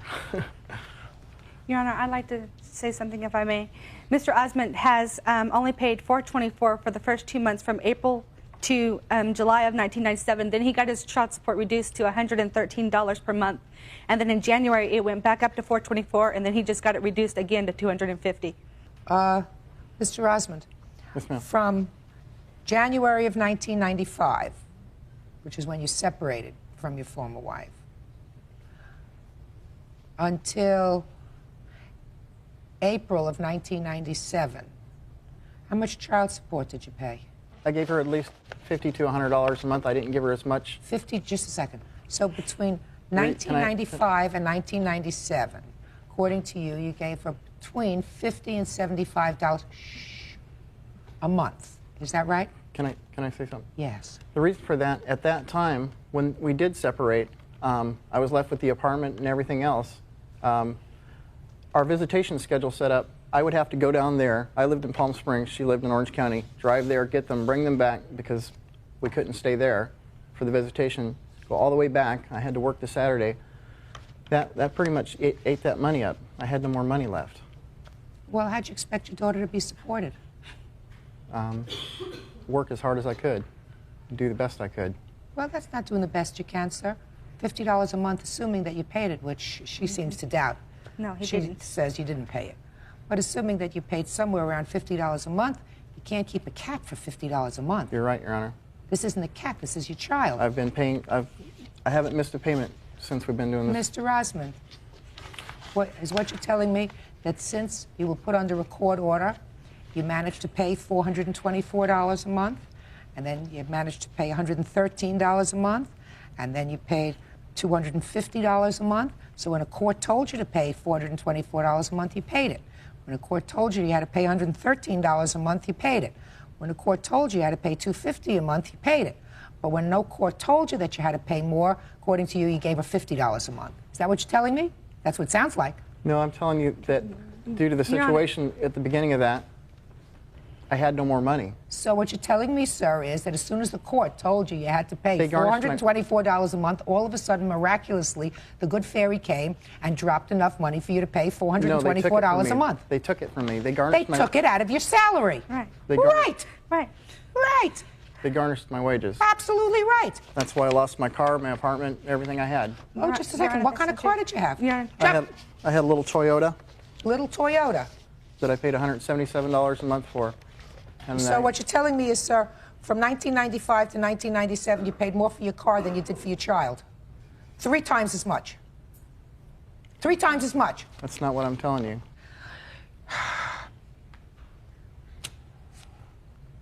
Your Honor, I just, in the last court case, in our last hearing, he has acquired a brand new car, and he has acquired financing for that brand new car because it was on his last income and expense declaration for the new court case that he has a brand new car that he pays $334 a month for. Pay $334 a month for a car, sir? My mother helps me with that. Oh. So that I can get around. Just a second. Is your mother a good grandmother? They won't allow her to see her. Just a second. Is your mother a good grandmother? She is. They won't allow her to see her. You mean there's a restraining order that prevents your mother from seeing the child? I've never done. Jump! Just a second. Is there a restraining order that prevents your mother from seeing the child? No, Your Honor, there is not. So that when you have your daughter for visitation, you want her to see your mother, you go over and you take her to visit your mother. What do you mean they prevent you? That's what you do. So your mother, if she's a good grandmother, she doesn't give you $350 a month to pay for a car. So what you're telling me now is you still pay more for your car than you pay for your daughter. And there was a time when you got along with an old Toyota for $177 a month, but now you need a $350 a month car when you've asked to have your child support reduced to half.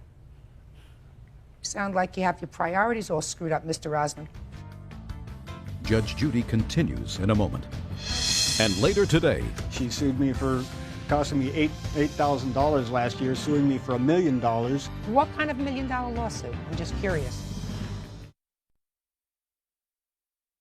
Real cases, real people. Judge Judy.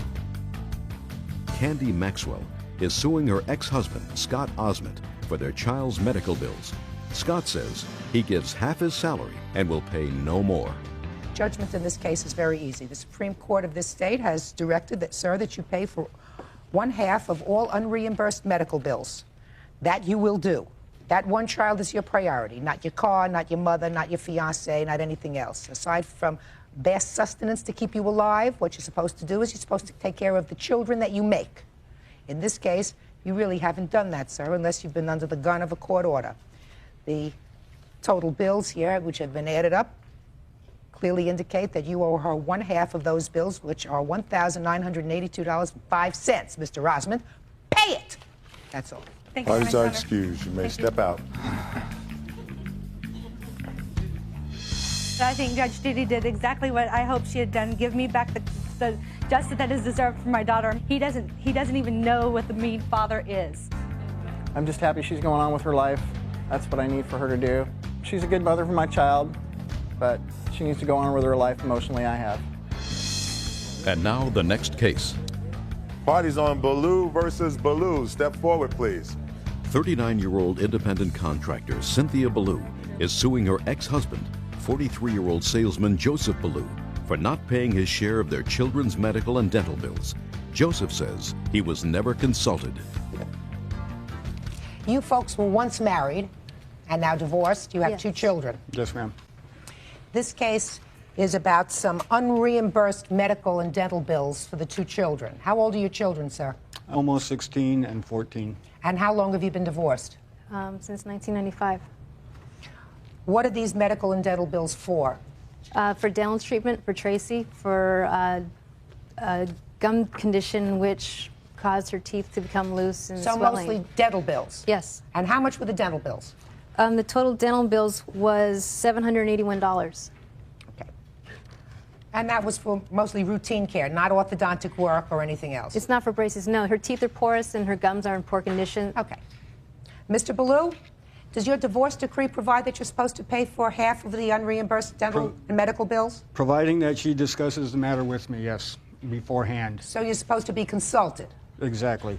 And that's really your defense? That well, you is. have 2 defenses. One, that you weren't consulted, And the second one is that your fiancé, is that your fiancé, has a brother who's a dentist, and you would have taken your children to her brother. That would have been my suggestion, yes, rather than send her to Oceanside, 100 miles away. Was that the dentist that the children always used? Not to my knowledge. We did have a dentist in Woodland Hills. Let me ask you this question, Mr. Ballou. You made these 2 children with your former wife. She a good mother? It's debatable.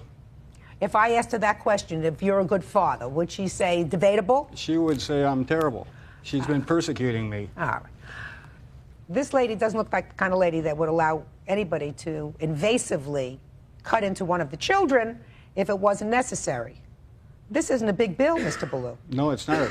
The whole problem here is that she is doing something that she's not allowed to do. The court has ordered her to discuss the matter with me. If she chooses to do it on her own, then she should take responsibility on her own.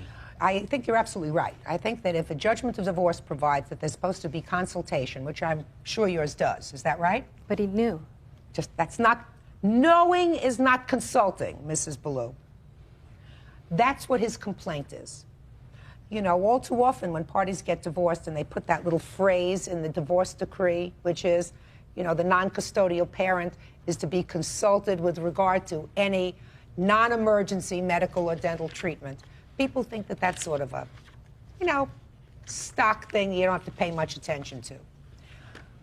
And Mrs. Ballou, the truth of the matter is that sometimes it's a very troublesome little clause, because if the non-custodial parent feels like your husband former husband feels, that, well, I'm the father and I should really be consulted, because that's what it says there. I'm not just somebody who's supposed to write out a check. Right.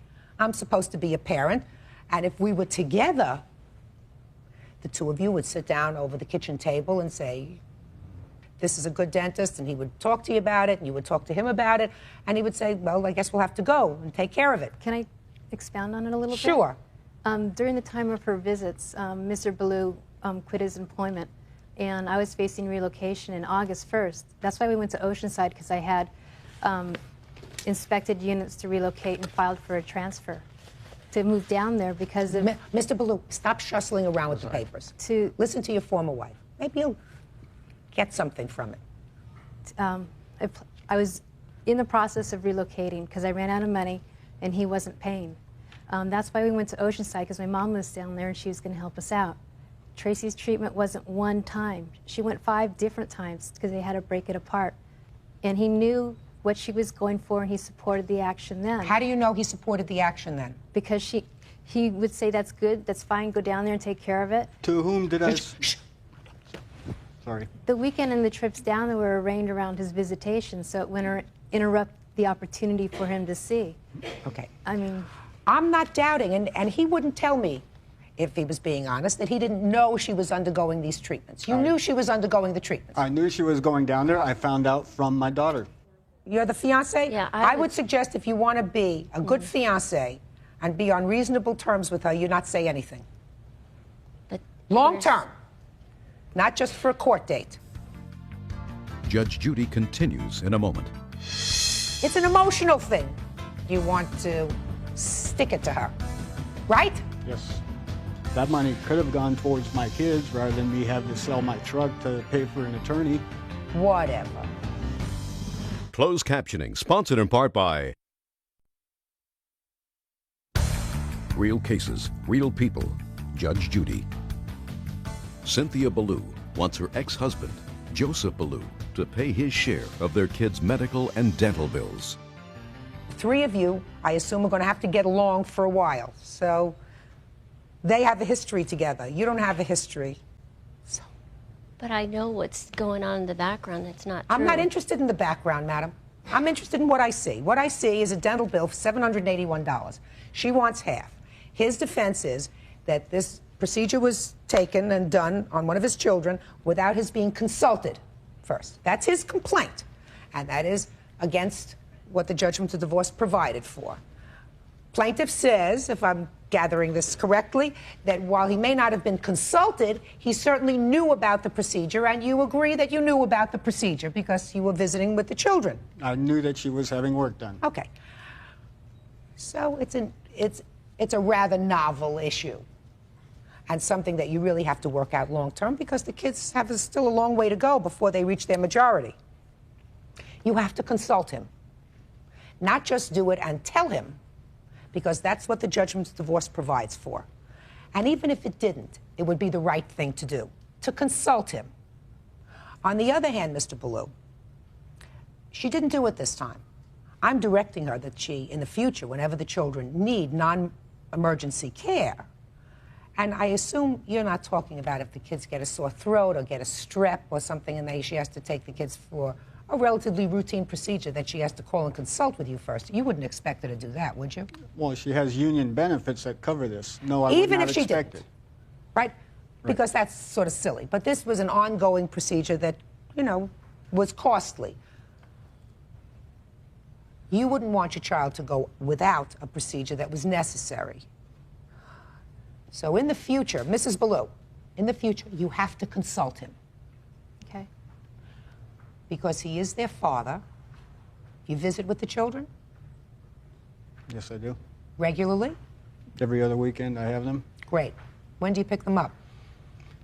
Usually, depending on whether or not I work on Saturday, either pick them up after work Friday or after work Saturday. And you have a nice relationship with them? Yes, I do. That's good.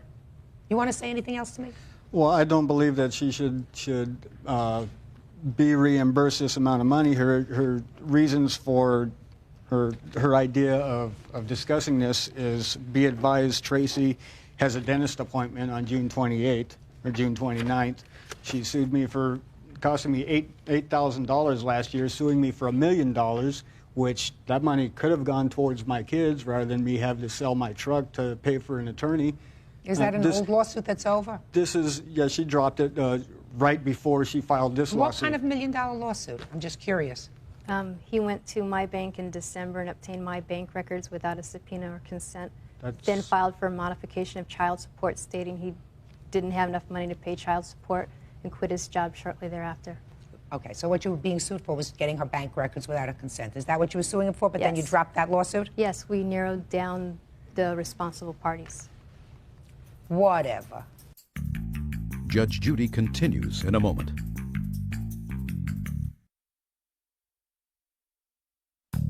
Want justice? Call 1-888-800-JUDY. Mr. Ballou, listen to me. You have 2 kids. You are always going to have these 2 children as your responsibility. Trust me, even when they're past 18 or 21 years old, they're still going to be expensive. Right now, your bill for this, Mr. Ballou, your half is $390. Not such a big deal.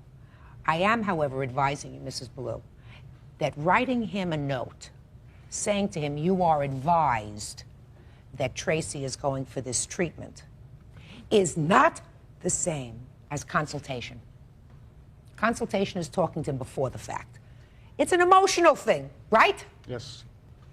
You should not unreasonably withhold your consent because you have to think about what's in the best interest of the children, not that you want to stick it to her. And you shouldn't feel as if you want to stick it to him for any reason either by giving him one of these, I'm advising you that. It's just not the right thing to do. Try to be nice to each other. You don't live with each other. It's easier. So I'm awarding you $390, but with this proviso, madam. In the future, consult means consult, not dictate. You got it? Okay. Perfect. That's all. Thank you. Parties are excused. You may step out. Judge Judy continues in a moment. And on the next Judge Judy, he bumped into Henderson Webb's baby stroller. He's suing because Mr. Webb assaulted him, causing severe dental injuries. Order. All rise. Your Honor, this is case number 312 on the calendar in the matter of Van versus Webb. Parties have been sworn in, Judge. You may be seated. Have a seat, ma'am. Sir. Mr. Van? Yes, ma'am. Your complaint alleges that the defendant assaulted you by punching you in the mouth, Correct. something that he acknowledges he did. Yes, ma'am.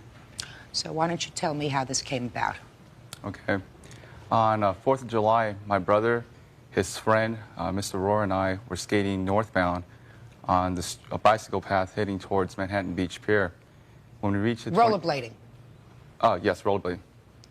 And as we reached the 2600 section of the Strand, the Hermosa Beach Police Department were breaking up a party, and so it became very congested, and they rerouted the direction of the people that were on the path heading north to head back south again. So at that time, we complied with the police officers, and we started to head south. So they were making him make a U-turn. Exactly. Okay. And so it came to a standstill. And so a person behind me had a bicycle, and they accidentally tripped me, and I accidentally fell on top of the Webb's baby stroller. As soon as I fell on top of the... Okay, so you were walking with your wife. Correct. And you had your baby in the stroller. We had the baby in a baby jogger. What's a baby jogger? It's like a stroller, a little bit different, designed for really running with the child. One of those long, pointy things that Exactly. I've seen? Okay. So it's got 3 wheels? Exactly. Gotcha. Go.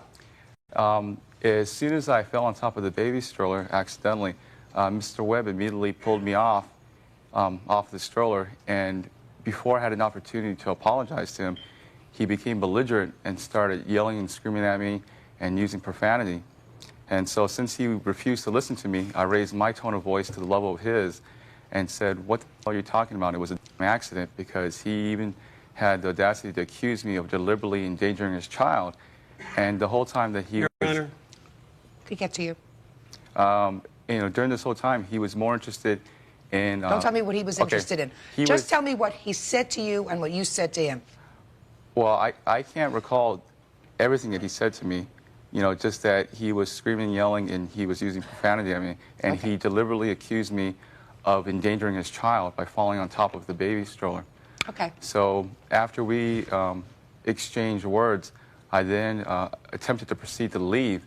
And at that point in time, Mrs. Webb then confronted me, and she started to do the same thing to her husband. Just tell me what she said. Oh, I can't recall the exact words, Your Honor, so I don't want to guess at it. But she, too, was, yelling, screaming, using profanity against me. And at that point in time, I became upset, and I told her that she was an unreasonable for not allowing me an opportunity to apologize or to look at the situation that it was accidental, and I had no intentions of hurting their child. So You didn't say all that. You just called her an unreasonable beep. Exactly.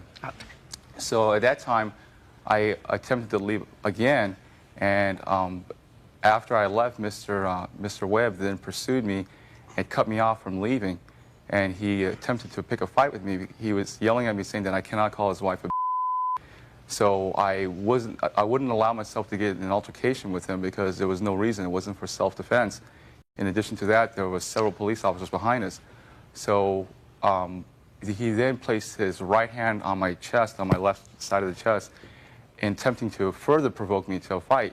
And I still refused to engage in a fight. So Your Honor, that's...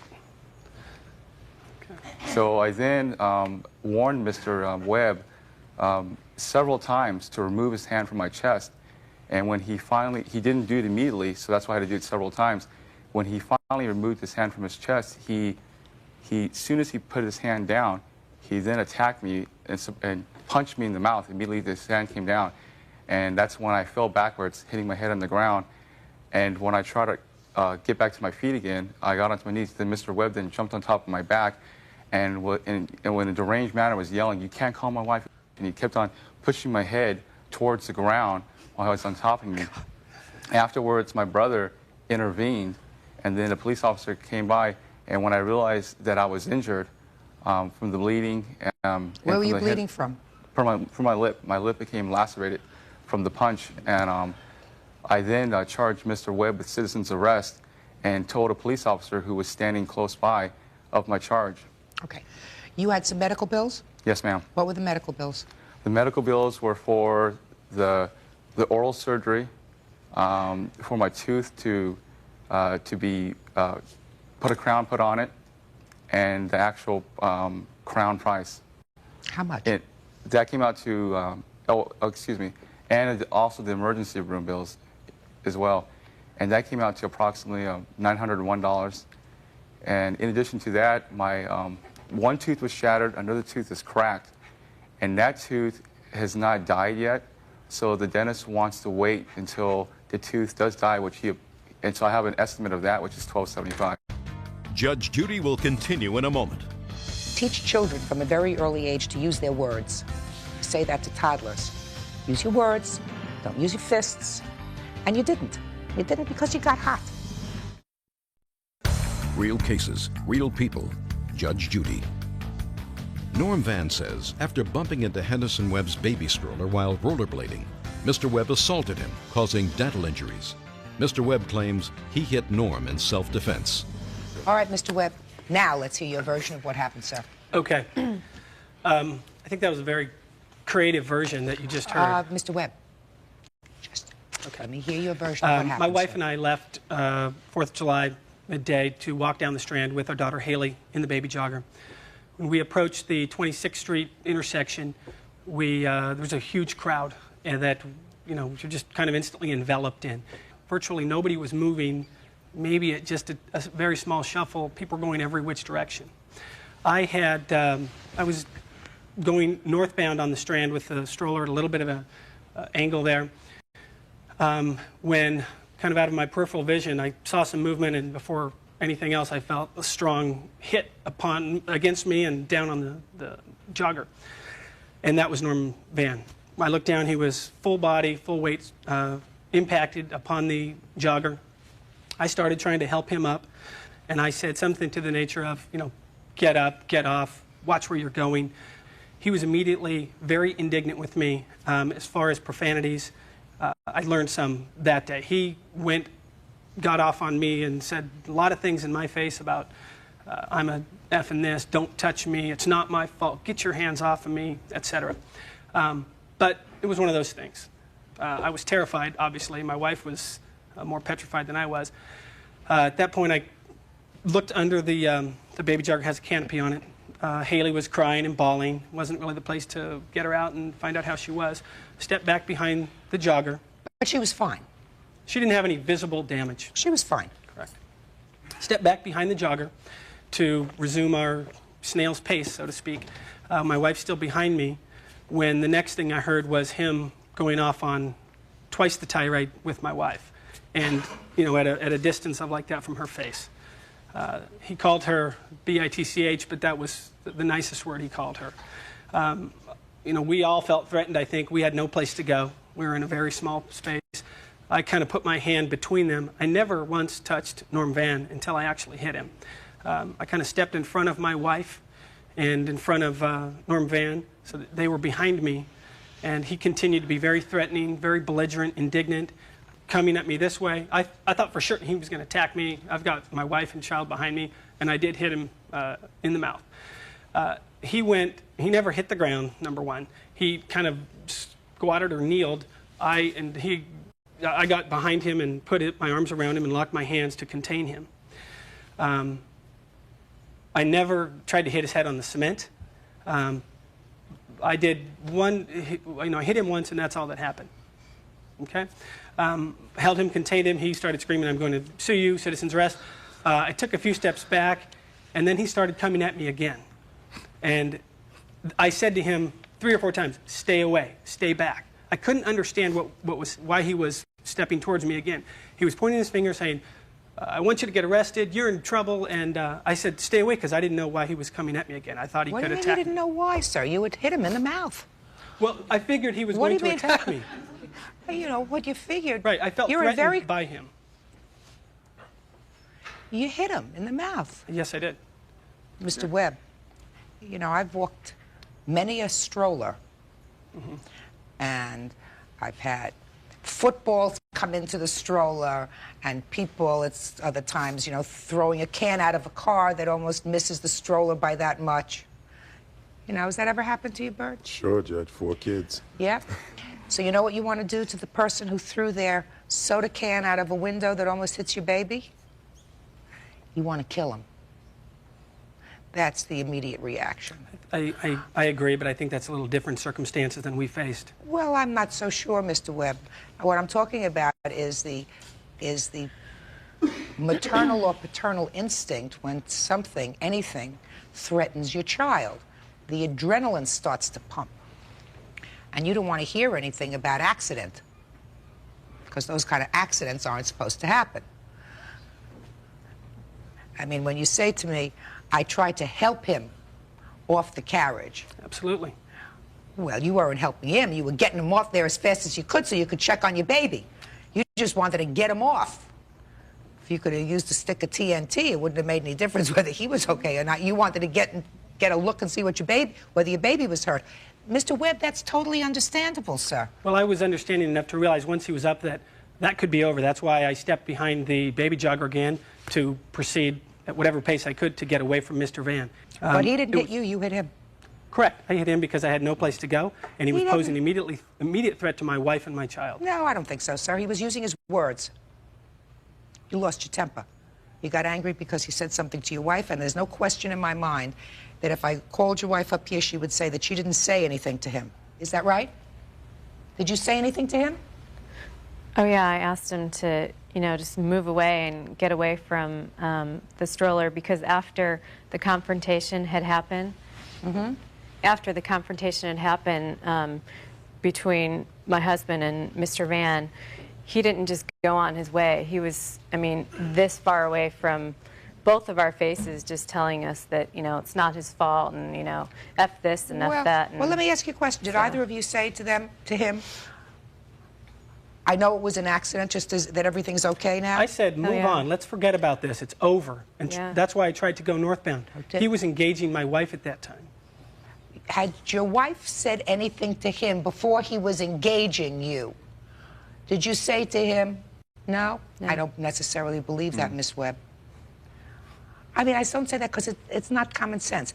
You're a mother, your baby's in the stroller, I can imagine you broke out in an immediate sweat when you saw this body, this huge body over your baby. And you're trying to stand there and tell me that you were behaving in a calm... No, we're not. We were both petrified, as our statements will both say. Mr. Webb, unfortunately, we don't have candid cameras all around the place so that you can view what your reaction was when he fell on your baby. Right. Because what you're suggesting to me is your actions were wholly appropriate and consistent with a very moderate tone and a very moderate reaction to an accident. And I guarantee you, sir, it belies common sense to suggest that you were that kind of calm and your wife was that kind of calm. Okay. So you hit him. You got to pay for his damage. No question about that. Judge Judy will continue in a moment. That's pathetic that you would even lie right here. No, it's pathetic that you would even lie about lying. I think it's pathetic that you didn't protect your brother.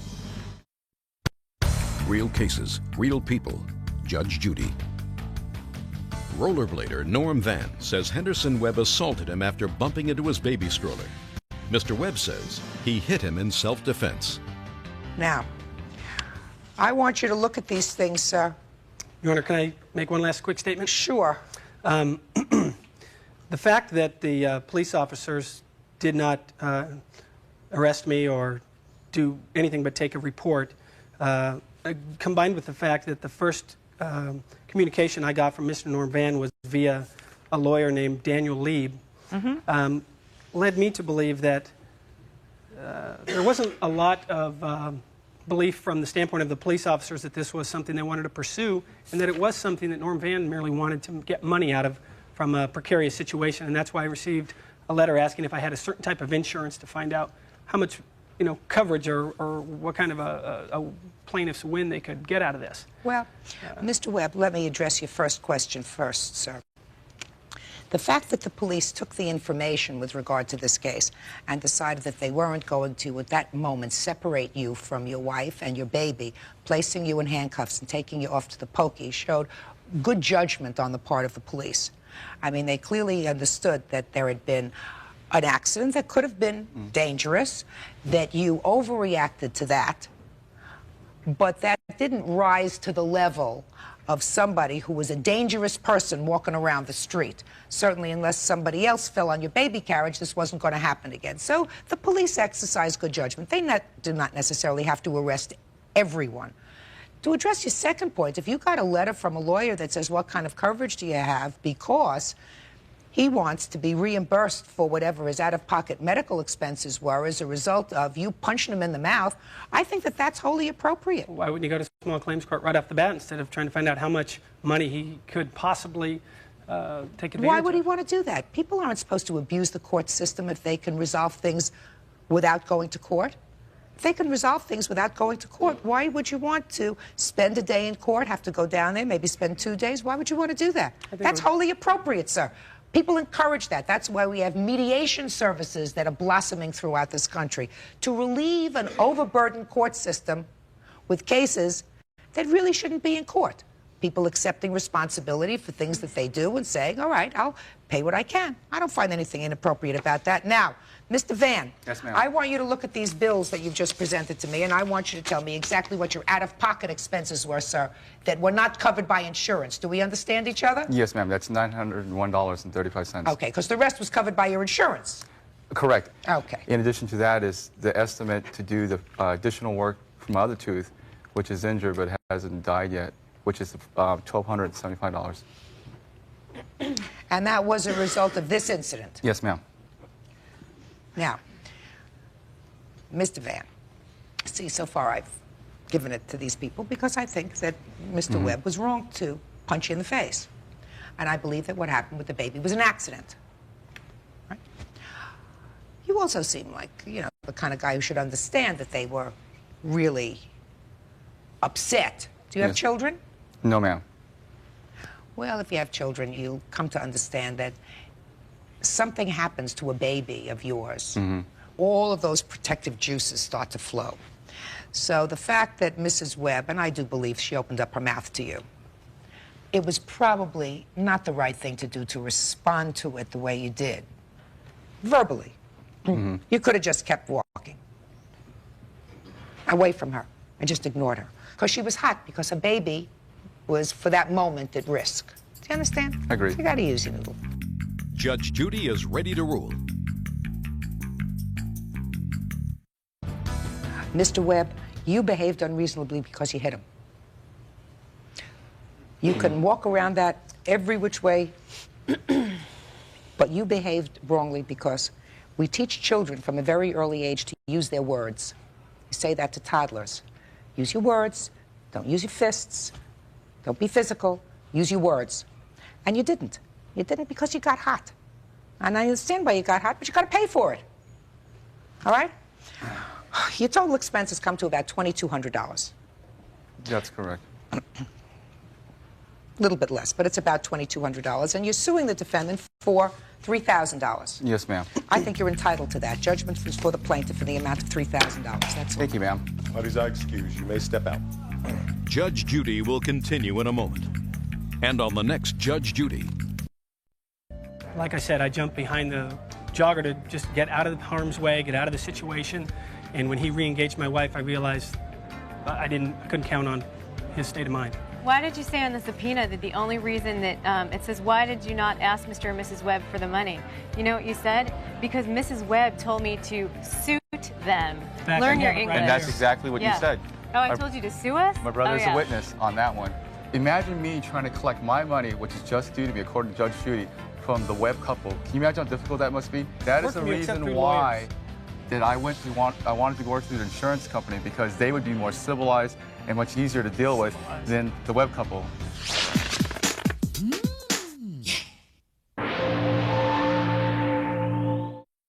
Misty Sullivan is suing her ex-boyfriend Ron Smith for assaulting her during an argument. Order. All rise. Quiet in the courtroom, please. Your Honor, this is case number 333 on the calendar in the matter of Sullivan versus Smith. Parties have been sworn in, Judge. You may be seated. Have a seat, sir. Miss Sullivan, your complaint alleges that the defendant assaulted you. Yes. Over a year ago. Right. And you're suing him for the hospital bills. Right. So I want you to tell me where he assaulted you, how he assaulted you, and why you waited a year to bring this lawsuit. Ron and I had known each other about 5 months, or we were together for about 5 months. After 3 months, we moved in together. And probably about 2 months after that, Ron and I had an argument in our apartment, and he asked me to leave, and I told him to go to his friend Jesse's house and that I would be gone by the time he got back. It turned in just to an argument, and he picked me up and he threw me out the door into the railing. I walked down the stairs and to the Chevron station where I called the police and my dad. The police came and arrested Ron. Ron and I didn't speak for 2 weeks. After that, we got back together, and Ron agreed to help me pay the hospital bill. Okay, so you got back together again.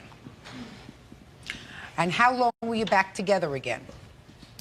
Off and on, probably 7 months. When you say off and on for 7 months, you mean you lived together? No. You didn't stay at his house? No. After that, my cousin and my grandmother, after I left the hospital, had to go to my apartment and move me out because my knee was sprained, and I had 8 stitches in my face and a slight head concussion. And I moved into my Aunt Anna's house at that time. So you never again stayed at his house? No. But you dated? Yes. And then what happened? It just didn't work out. He agreed to pay half of the hospital bill or help me out with the bills. And when we broke up, I had called him and asked him if he was still going to help me, and he told me, good luck, I'm moving in November to go to the wrestling camp. Okay. So that's when I decided to take him to court. You made an agreement with him, according to you, that you consented to for him to pay for half of the medical bills. Right, and he had agreed to it. Okay. And how much were the medical bills? It's $1,177 now in a collection. $1,177. Right. That's the whole bill? Yeah, in collection. The whole bill was $882. Well, it was $882, and then they built up interest on it. Right, which is on my name in collection. Why didn't you pay any part of the bill? Because I just hadn't done it, and then when I had no, I know you hadn't done it, but my question is, why hadn't you done it? I had just figured that Ron put me in the hospital, then he should have to pay for it. Why should I have to go through that and pay for it, too? Well, I'm just asking. I understand that, but what I'm questioning you about is, if you agreed with him that he would pay half the bill, why didn't you, since you were going to pay the other half, pay the other half instead of stiffing the hospital completely? I just didn't do it. Well, that's not very responsible. It's not. What kind of work do you do? I'm a waitress. Now, you're suing him for a lot more than half of $1,177. Right. Why? I'm suing him $1,200 for the 6 weeks of loss of work. Why? Because I missed work because of him. But you were seeing each other after this incident. I'll get to you in a second. Yeah, we were.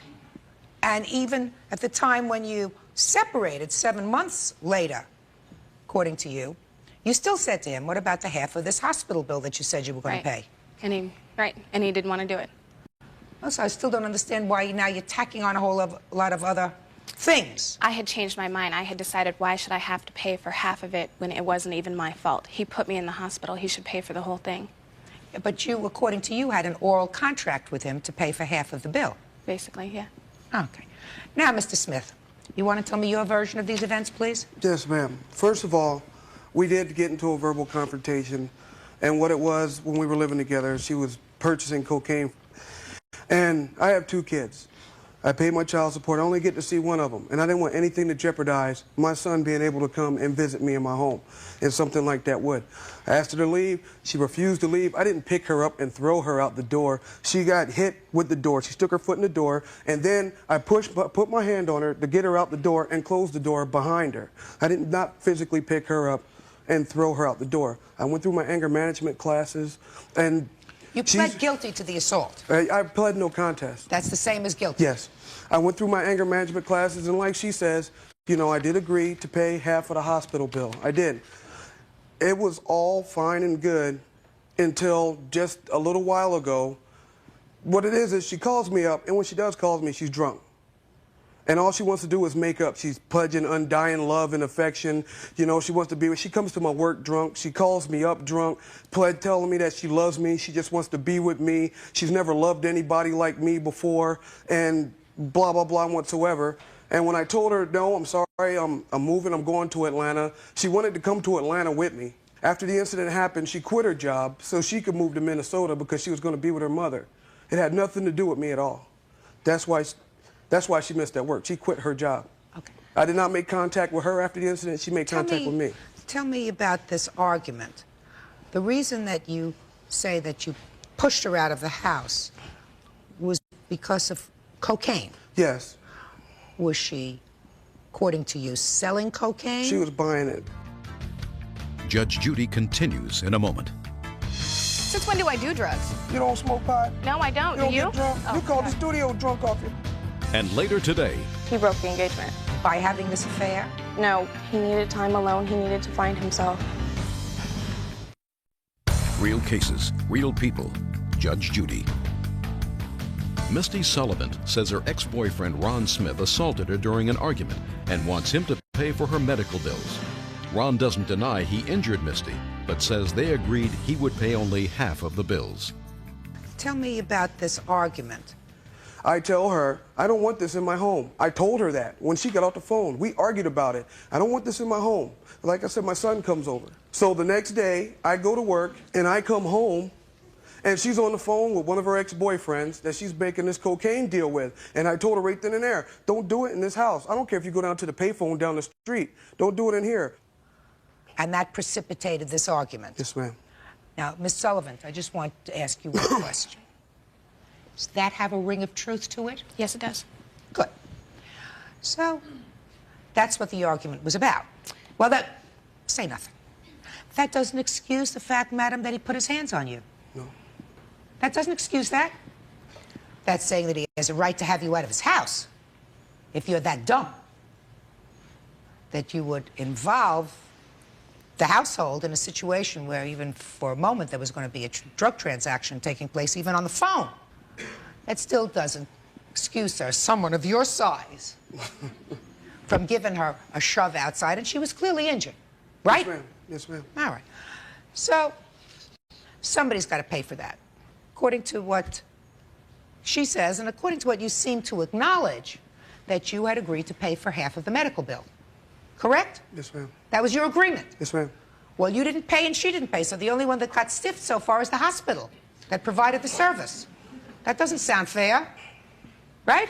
Right. So, you have to pay, sir. You have to pay half. I'm going to round it off because I like round numbers. $1,177 we're going to take to $1,200, so the judgment in this case is for the plaintiff in the amount of $600. That's all. Parties are excused. You may step out.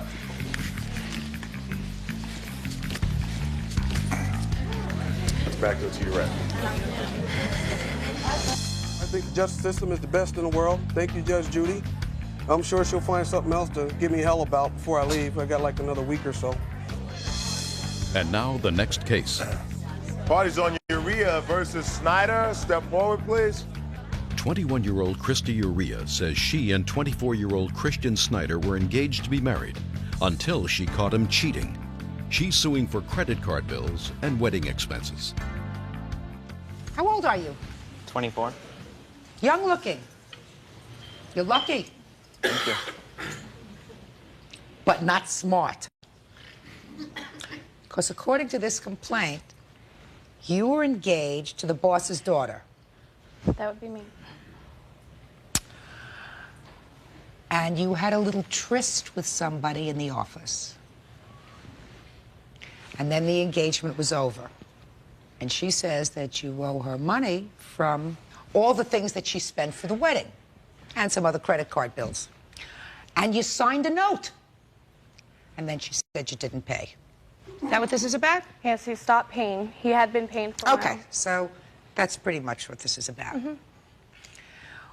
Was he working for your father at the time that you became engaged? Is that how you met him? No, it's not.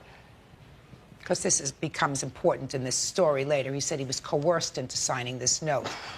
So who was he working for when you met him? He was working for an automotive shop somewhere down in Montclair. As a mechanic? Yes, I believe so, yeah.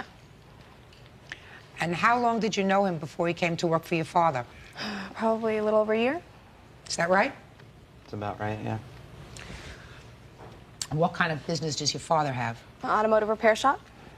So it was the same kind of business? Yes. And what were you doing for her father? Working as a mechanic? Yeah, and also helping run the office. Do you have any brothers? Yes, I have a brother. Does he work in the business? No. Do you have any other sisters? I have a sister, yes. Does she work in the business? No. So there you have a business that could grow into a business that's yours. Did that ever occur to you? Yeah.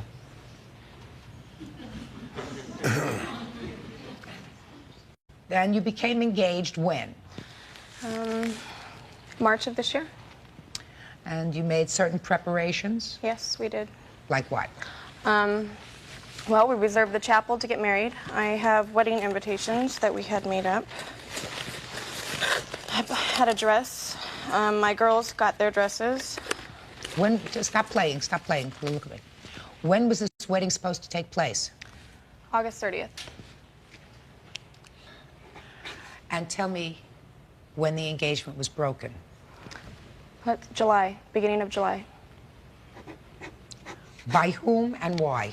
By him, because he said he needed to find himself, and then I found out he was sleeping with one of the girls from my dad's work. How did you find that out?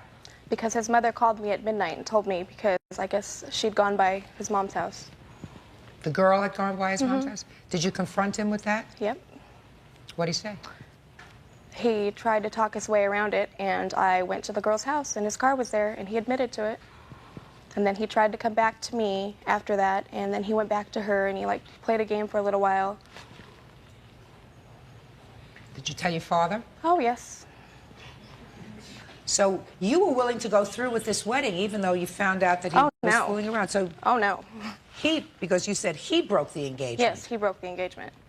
By having this affair? No, well, that's not, that's the reason why, but that's not the reason he gave me. What was the reason he gave you?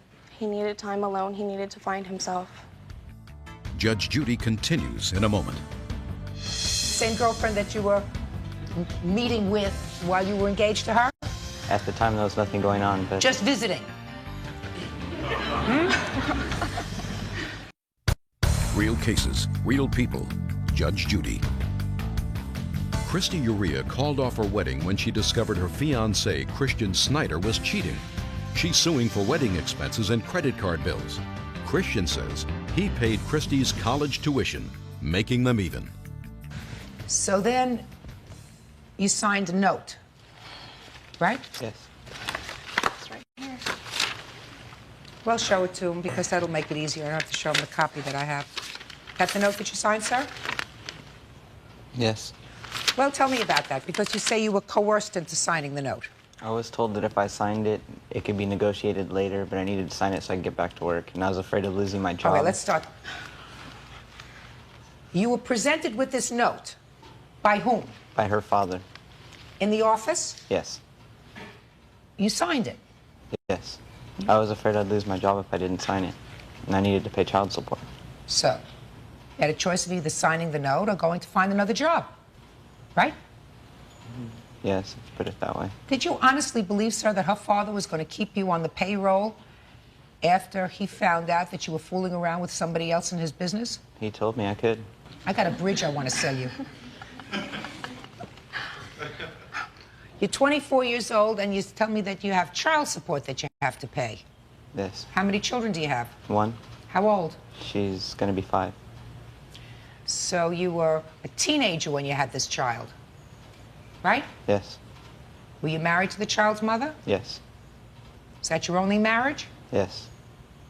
So you signed this note for $3,000. Is that what it was? $3,200, yes. And according to you, you paid some of it. Yes. And she acknowledges that you paid some of it. I wrote him a receipt every time he made me a payment. Made you a payment, but money was also deducted from his check at work. Yes, and my father wrote him receipts. I have those. That's how they started, and I continued writing them. Let me see the receipts.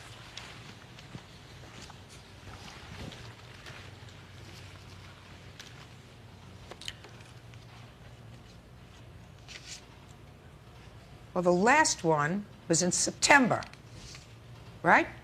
Mm-hmm. And there was a balance due of $2,294. Correct. And you're still suing for $3,000. Yes. Explain that to me. I have a proposal I had done. He kicked holes in my wall, And attempted to fix them When? the last month that we were together, when he started acting really bizarre. Before or after you had him sign this note? Before. Forget it.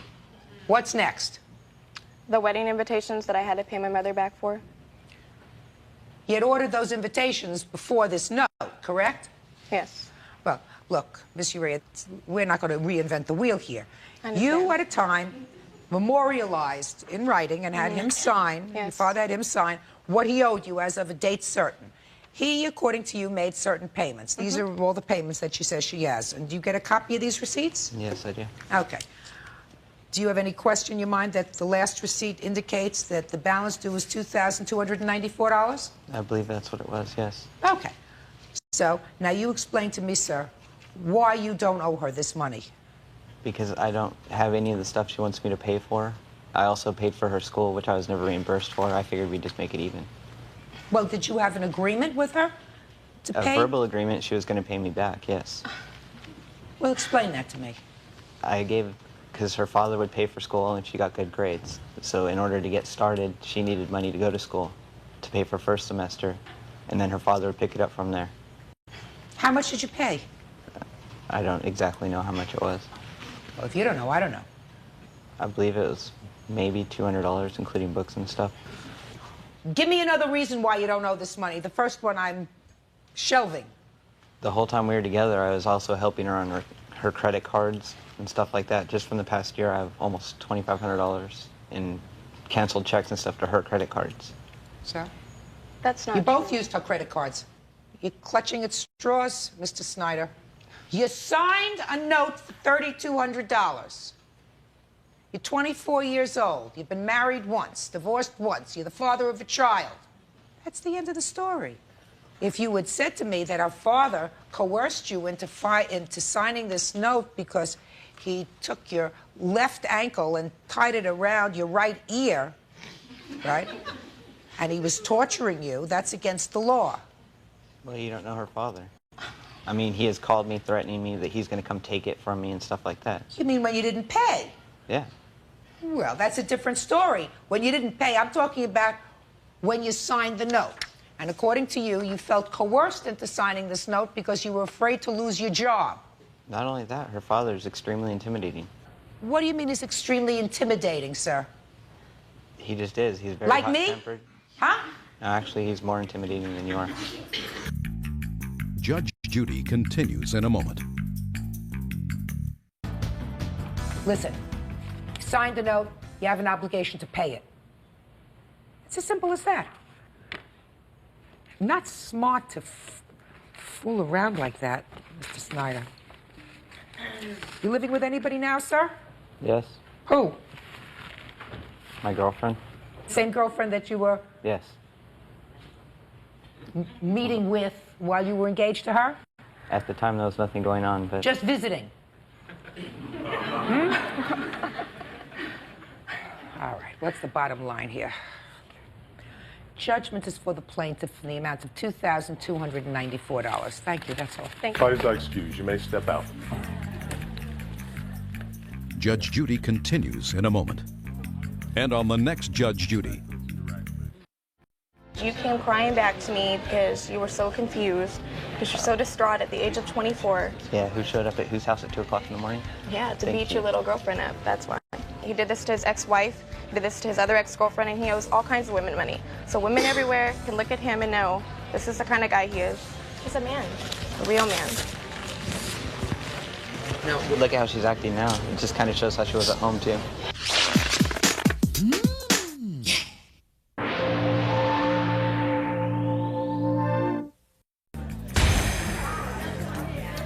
Order, all rise.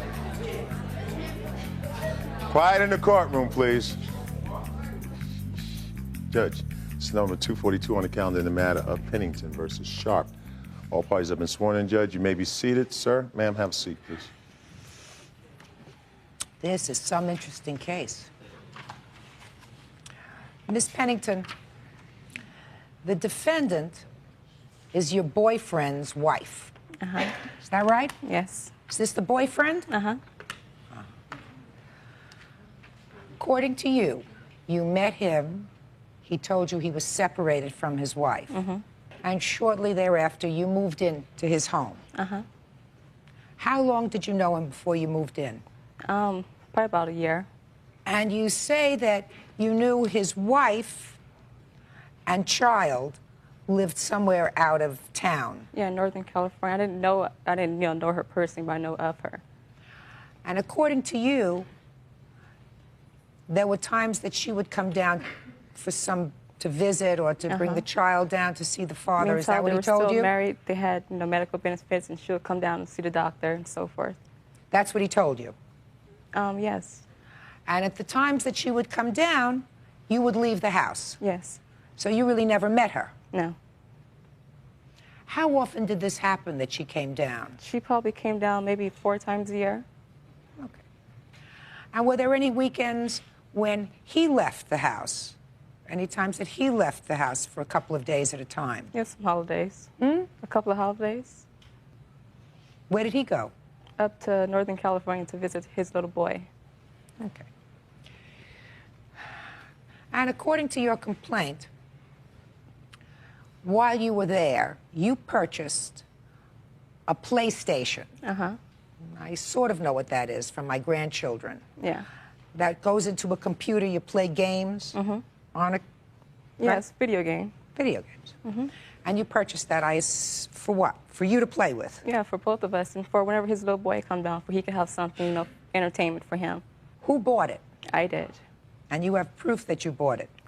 She was smart enough to take the receipts when she took the game with her, but I was able to retrieve some from the store that I bought. That's good. And some of the video games I was not able to get the receipts. But the PlayStation you got a receipt for and everything else? All right, let me see.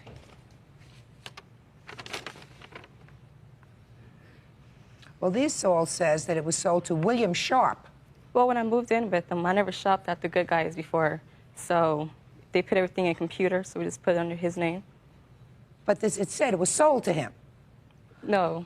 That's what these receipts say, that it was sold to him. Okay, but I paid for it with my money. I had it put in the computer under his name. Show me that you paid for it. She took the receipts with her. Not the receipts. Show me your checks. Oh, I paid for it with cash. I paid all my items with cash. All right. In any event, they came down one day and she took the PlayStation. So that's what you're suing for. Yeah. Is that right? Now, Mrs. Sharp. Yes. According to you, you and your husband were very much together, and you were attending school in Northern California. Right. What kind of school were you attending? The cosmetology. And you have family that lives in Northern California. And you had an arrangement with your husband so that you could attend school in Northern California. Right. You'd have family to watch your son while you attended school. Right. And then you would come down. Every 2 or 3 weeks, I come down to visit my husband, and this girl wasn't there. And then every holiday, my husband come up to see me and my son. He never mentioned he cheating behind my back. Tell me how you decided to go up to Northern California. That's my handsome husband idea right there. Cheating on me No, and what tell did he say? everybody. No, Mr. Sharp, what did he say to you? He said to me, honey, we cannot live in one income, and we cannot buy the house and second car for you, go to work and take Michael, our son, to school. That's what he planned. He planned the whole thing. Just a second. So he said to you, go to where your parents are. Right. He told me go up there because the school just about 8 months. And then we can have the better life. And when I come back, he will buy me the car and we move into bedroom and big house better for, our family. So you did come down one day and you saw this PlayStation in the house. No. When I up there with my mom, one night, my husband called me, say, honey, I bought, the video game for our son when he come back next week. And he will so, exciting to see it. But don't let him know about that. Don't let him know about it? Yes. And then we came back and, and he saw us, that the, video game there for Michael to play. And he purchased this video game for my son. Then you found out that this lady was living there. No. Well, tell me how you found out about her. When I returned I graduated from my school. You graduated? March, yes, I graduated. I finished school after 8 months. I came back the house. My stuff still over there. Everything still belonged to me over there. Still in the house right now. Your stuff was all there? Yes, still right there. I came back, and, you know, with my husband, I don't know anything about he cheating me behind my back. And I have some phone call all the time to my house and then hang up. You know, I still, you know, thinking my husband cheating me, but I try, you know, don't want to believe it. And I still asking him, did you cheating behind my back when I wasn't home? And he said no. Judge Judy continues in a moment. Were you convicted of domestic violence in 1994? No, sure you were. Please come over. Shut. Real cases, real people. Judge Judy. Martha Pennington wants her boyfriend, Skip Sharp's estranged wife, Betty Sharp, to return a video game. Betty says the PlayStation belongs to her son, and she wants it back since Martha got her husband. So you left and you took the PlayStation with you, eventually? I left on the October 1st. And before I doing that, because my husband beating me up and choking me, and the police come over. And then I decide to leave the house. Finally, I decide, you know, no more to, you know, let him abuse me. And I asked him, you know, okay, can I take the, you know, the video game from my son? And Michael asked his father, and his father said, oh, yes, baby, you can have the video game. He never mentioned to me, and this girl, you know, purchased for Michael. Mr. Sharp? Yes, Your Honor. Tell me the arrangement that you had with her, with your wife, when she moved up north. We separated back in 1994.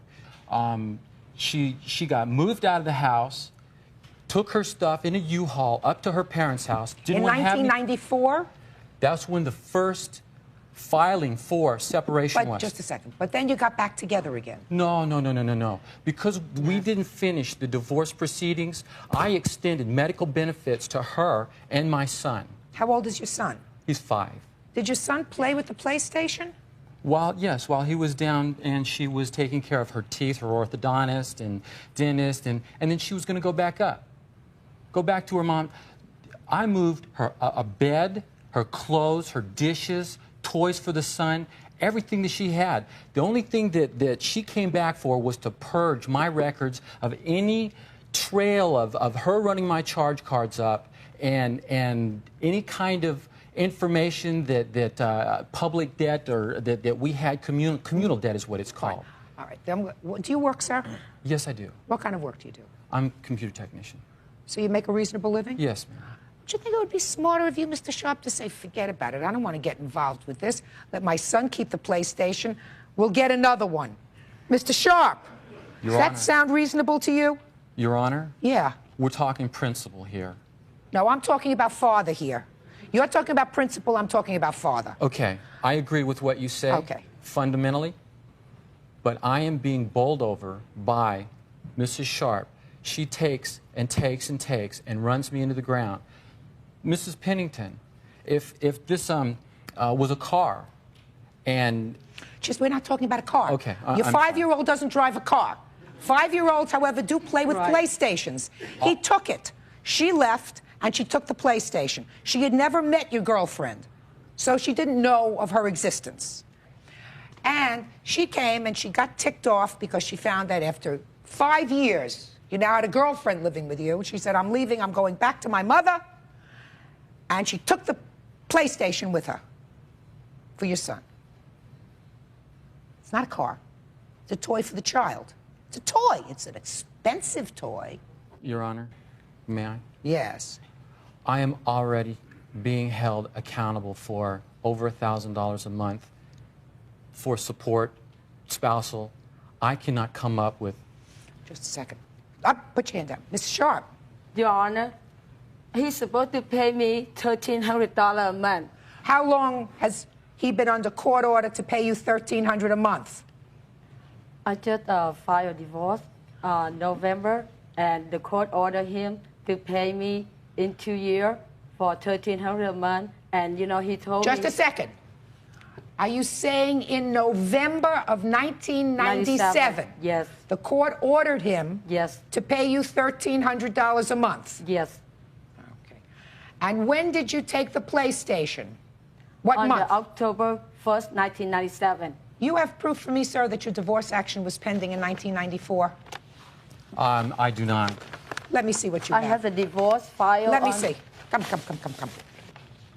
I filed on October 15, 1997.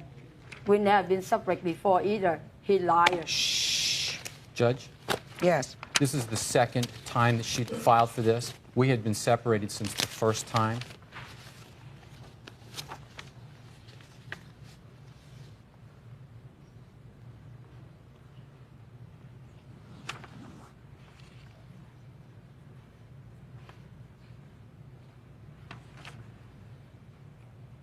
Were you convicted of domestic violence, sir, in 1994? Your Honor, there was no... Yes. Were you convicted of domestic violence in 1994? No, sure Your you Honor. were. Please come over. Shut up. You're William Oscar Sharp, aren't you? Yes, Your Honor. The date of the violation was 9/5/94. And that's when she moved up to Northern California and... Mr. Sharp, I didn't ask you whether you moved. I said, were you ever convicted of domestic violence? Not to my knowledge. I never appeared in front of anybody. I never was in court. I was never served papers. I don't know what that is about, Your Honor. You don't? Is this her statement? No, sir. These are court papers, including directions for you to take certain medical testing. You don't know anything about that? No. Domestic violence, no.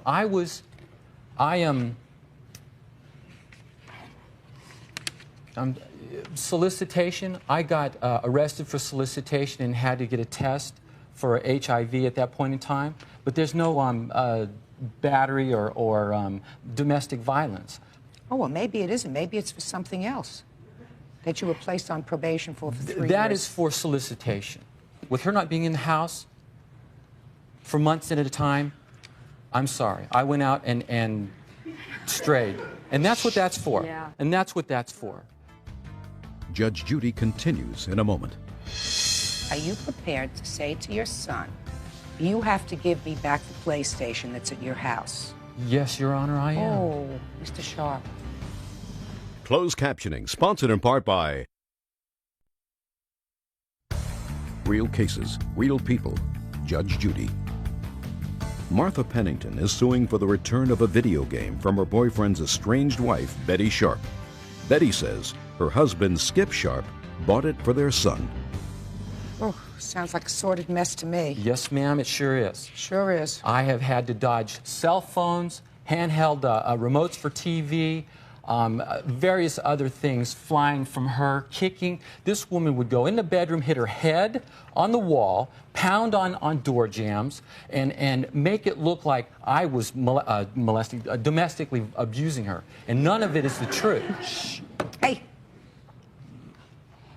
May I ask the defendant how many times she hit her head on the wall in the bedroom of our residence? What do you think? She's going to give you an answer you want to hear, We're Mr. Sharp? under oath. Just a second, Mr. Sharp. You think that this lady, if she lied to me, according to you, about everything else, You're you think right. she's going to answer You're right. honestly about how many times she hit her whole head against the wall? Point well made. All right.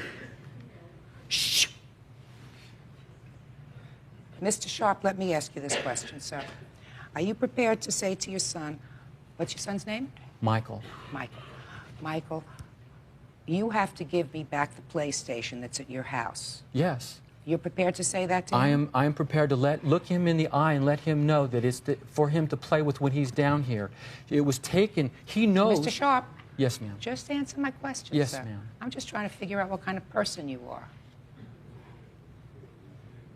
Are you prepared to say to your son, Mommy is going to pack up the PlayStation and it's going to be returned to my house because it belongs to me, and I will keep it in my house and let you play with it when you come to my house. Are you prepared to say that to your son? Yes, Your Honor, I am. Oh, Mr. Sharp. This person has used this. I'm not talking about her.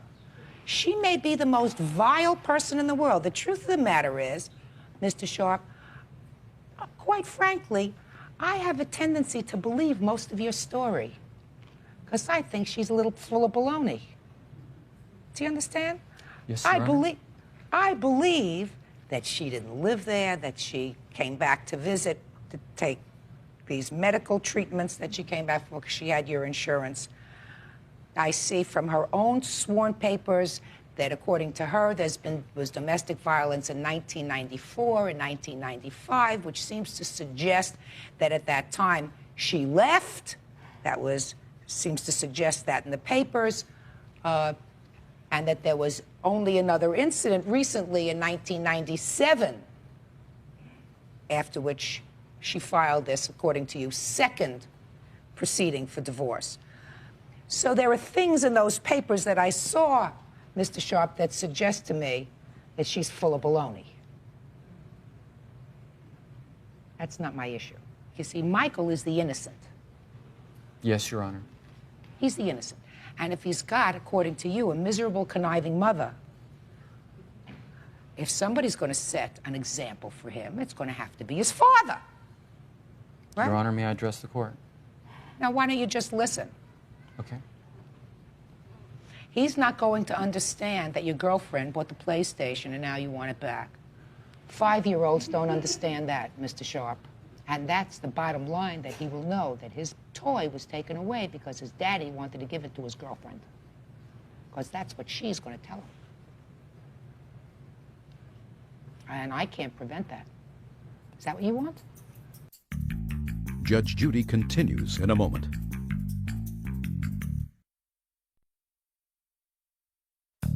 Are you in a family dispute? Call 1-888-800-JUDY. I don't believe her.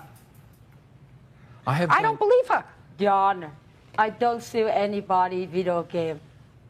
And That's a lie. I'm not going to give it back. You Because I didn't don't pay steal for it. it. You You can keep it. ask my son. You keep it. No, you can ask my son. This video game belongs to my son. And if he wants to give back, if he, up to him. I don't mind. Mr. Sharp. This game belongs to my son. And you can talk to him if you want. I'm not going to talk to him. I think that you two people have already done enough damage, and I don't think that either one of you are operating in your son's best interest, quite They're frankly. I really don't. I do believe that the video game was purchased to keep in his house while the child was there visiting with him, because that's what fathers do. That's what non-custodial fathers do. They buy these lovely games for the kids so that the kids have a good time when they come to their house, okay? Not buy it and give it to you to take to your house so he has a good time in your house. That's just not the way things work, common sense. I'm awarding you $250. Consider yourselves lucky. That's all. Parties are excused. You may step out. Here you are. Thank you. Judge Judy continues in a moment. And on the next Judge Judy. I don't think this fair at all. My husband liar and keep lying. Everybody, you believe in him. That's not fair for me. He liar. It's good that this is over. We have to move forward that it's over. But this is the bitterness that I'm leaving behind. When you marry someone, you make sure it's the right one. Let her talk. She's the one with the big mouth. Thank you. Thank you very much. Oh, and also don't cheat.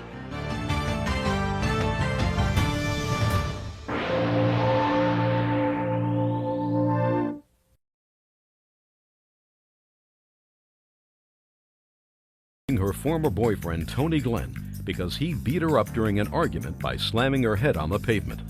Tony claims Gail was harassing him and his new wife, and he says he hit her in self-defense after she maced him. Order. All rise.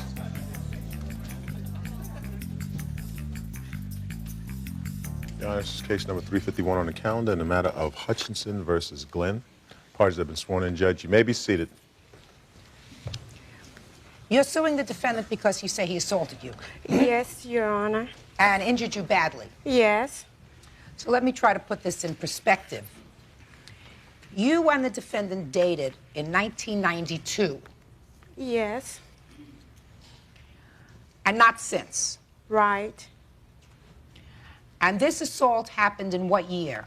1997. Just this past Yes. summer in July.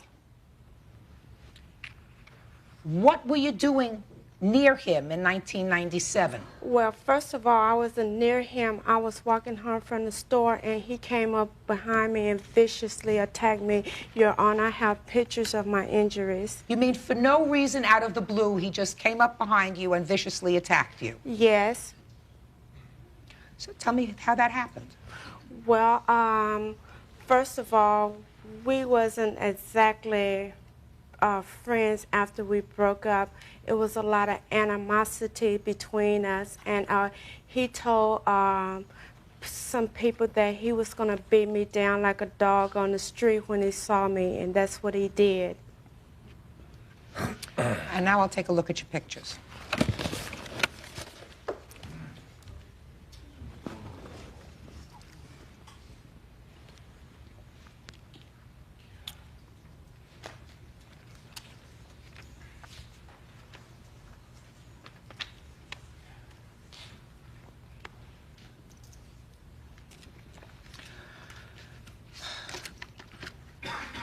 You were arrested for this assault, sir. Is that correct? Yes, I was, ma'am.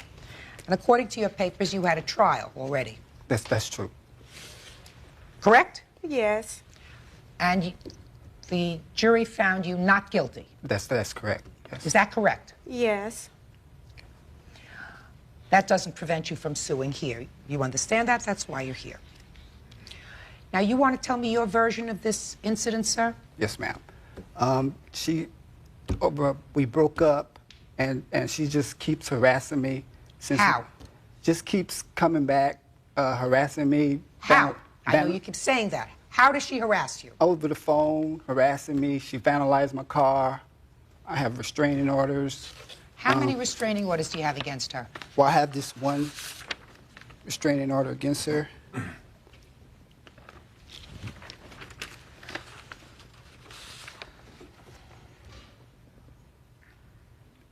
This was in 1995. Correct. She doesn't even think that it's enforceable. She just keeps coming back to me. Well, when you say keeps coming back to you, she comes back to you by phone? Yeah, by phone. You say harassment. Tell me exactly what she was doing, sir. Well, she'd come back. She'd call me on the phone all the time, harassing me, cursing me out, cursing whoever answers the phone out, you know, if it's a female or whatever. Stop shaking your head. It's not impressing me. She has like a fatal attraction. I don't know. I can't shake her. So tell me what happened on this particular day, sir. The incident, the day? Yes. The day of the incident, she had been harassing me all day long, harassing my wife. You're married now? Right. I got married, and she had been harassing my wife all day. How? Just calling. You mean on the phone? Well, I don't want you to use the word harassing anymore. I want you to say what she had been doing. She had been calling on the phone? Calling, harassing me, threatening. Threatening me, you know, threatening my wife with bodily injury, threatening her with if she sees her come outside, she's going to do some damage to her. You know, threatening me with I'm going to get my boyfriend to, you know, beat you up and all this. And so what did you do? So I started to call the police, you know. I called the police all day long, you know. Kept calling the police, they never showed up. If you take a couple of minutes, Your Honor, you will hear it right here on the tape. Tapes to the police? Correct. I'd like to hear them. So I was calling. What can you do about somebody who constantly harassing you, making threats to your wife? And where are they threatening you from? They're threatening from a phone booth, and they've been threatening me. I had a restraining order put against them. And they're still calling you after you have the restraining order already on file? Now she's calling and threatening my wife. Threatening to do what? Threatening to do violence. Just keep calling. I put a block on my phone, going to the phone booth calling, and she's vandalized my car. I had that. Did you report that already? Yes, I reported that once, and I'm not sure what I can do because, you know. Is she making death threats? Yeah. Okay. Serious threats, like she's going to do violence. She knows what she looks like. She's going to come to the door and you know, break in, try and get in the house. What's your address? Oh, is it a house or an apartment? Apartment 206. What's your name? My name is Tony Glenn. Glenn with a G, George? Glenn. Okay, we'll be there. Okay. All right. Bye-bye. What's the emergency dispatch, 20? Yes, I was calling. Someone was supposed to come out to my house because I had someone making threats against me and my family. What was the address that you gave? Pearl Street, apartment 206. Okay, is this Tony Glenn? Yes. Okay, what's going on now? Well, the person's still calling, making threats. The police haven't came. I called about an hour ago. Yeah, we got your call. As soon as we get an officer out there for the report, they'll be out there. All right. Thank you. Oakland Police 22? Yes, I was calling trying to find out. I called the police about 4 hours ago, trying to get someone out to try and deal with this situation. Someone keeps calling, threatening my family. I know the person, but they're just constantly calling and harassing me, and they won't stop calling and making threats on people's lives. Is Mr. Glenn? Yes. Okay, I see your call. We'll be there as soon as we have an officer available. You must be very busy, huh? Yes, extremely busy. Okay, because I called like at 4. Yep, we're that busy. All right, turn it off, sir. All right, well. Turn it off, sir. Okay. Now, after you got frustrated because the police didn't arrive, Right. what happened? Okay, after she kept calling and calling and calling, and then finally, after police never arrived, I said, look, what is it you want? What is it you want from me? You keep harassing me, you're harassing my wife, she has nothing to do with this. And so I asked her what she wants, and she was like, well, you meet me at the bakery, and we'll settle this, And at this point, I'm like, okay, I'm going to go down there and see what's going on. So I go down there, and then when I get down there, I walk up to her, and she proceeds to try and spray me with the mace, the pepper spray, excuse me. And at that point, we get into a fist fight, and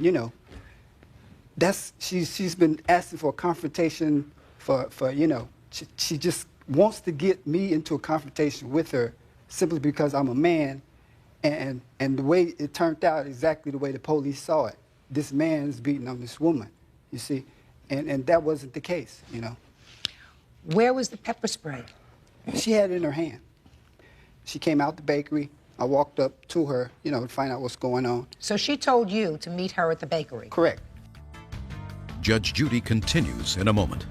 He kicked me with his foot in my face several times. Before or after you sprayed him? It was before I sprayed him, and the pepper spray didn't even work. Real cases, real people. Judge Judy. 37-year-old Gail Hutchinson is suing her former boyfriend, Tony Glenn, for medical expenses, claiming he repeatedly kicked her and slammed her head on the pavement. So tell me exactly what happened. And when I walked up to her, she proceeded to spray me with the pepper spray. She didn't hit me directly in the face. She hit me somewhere in here.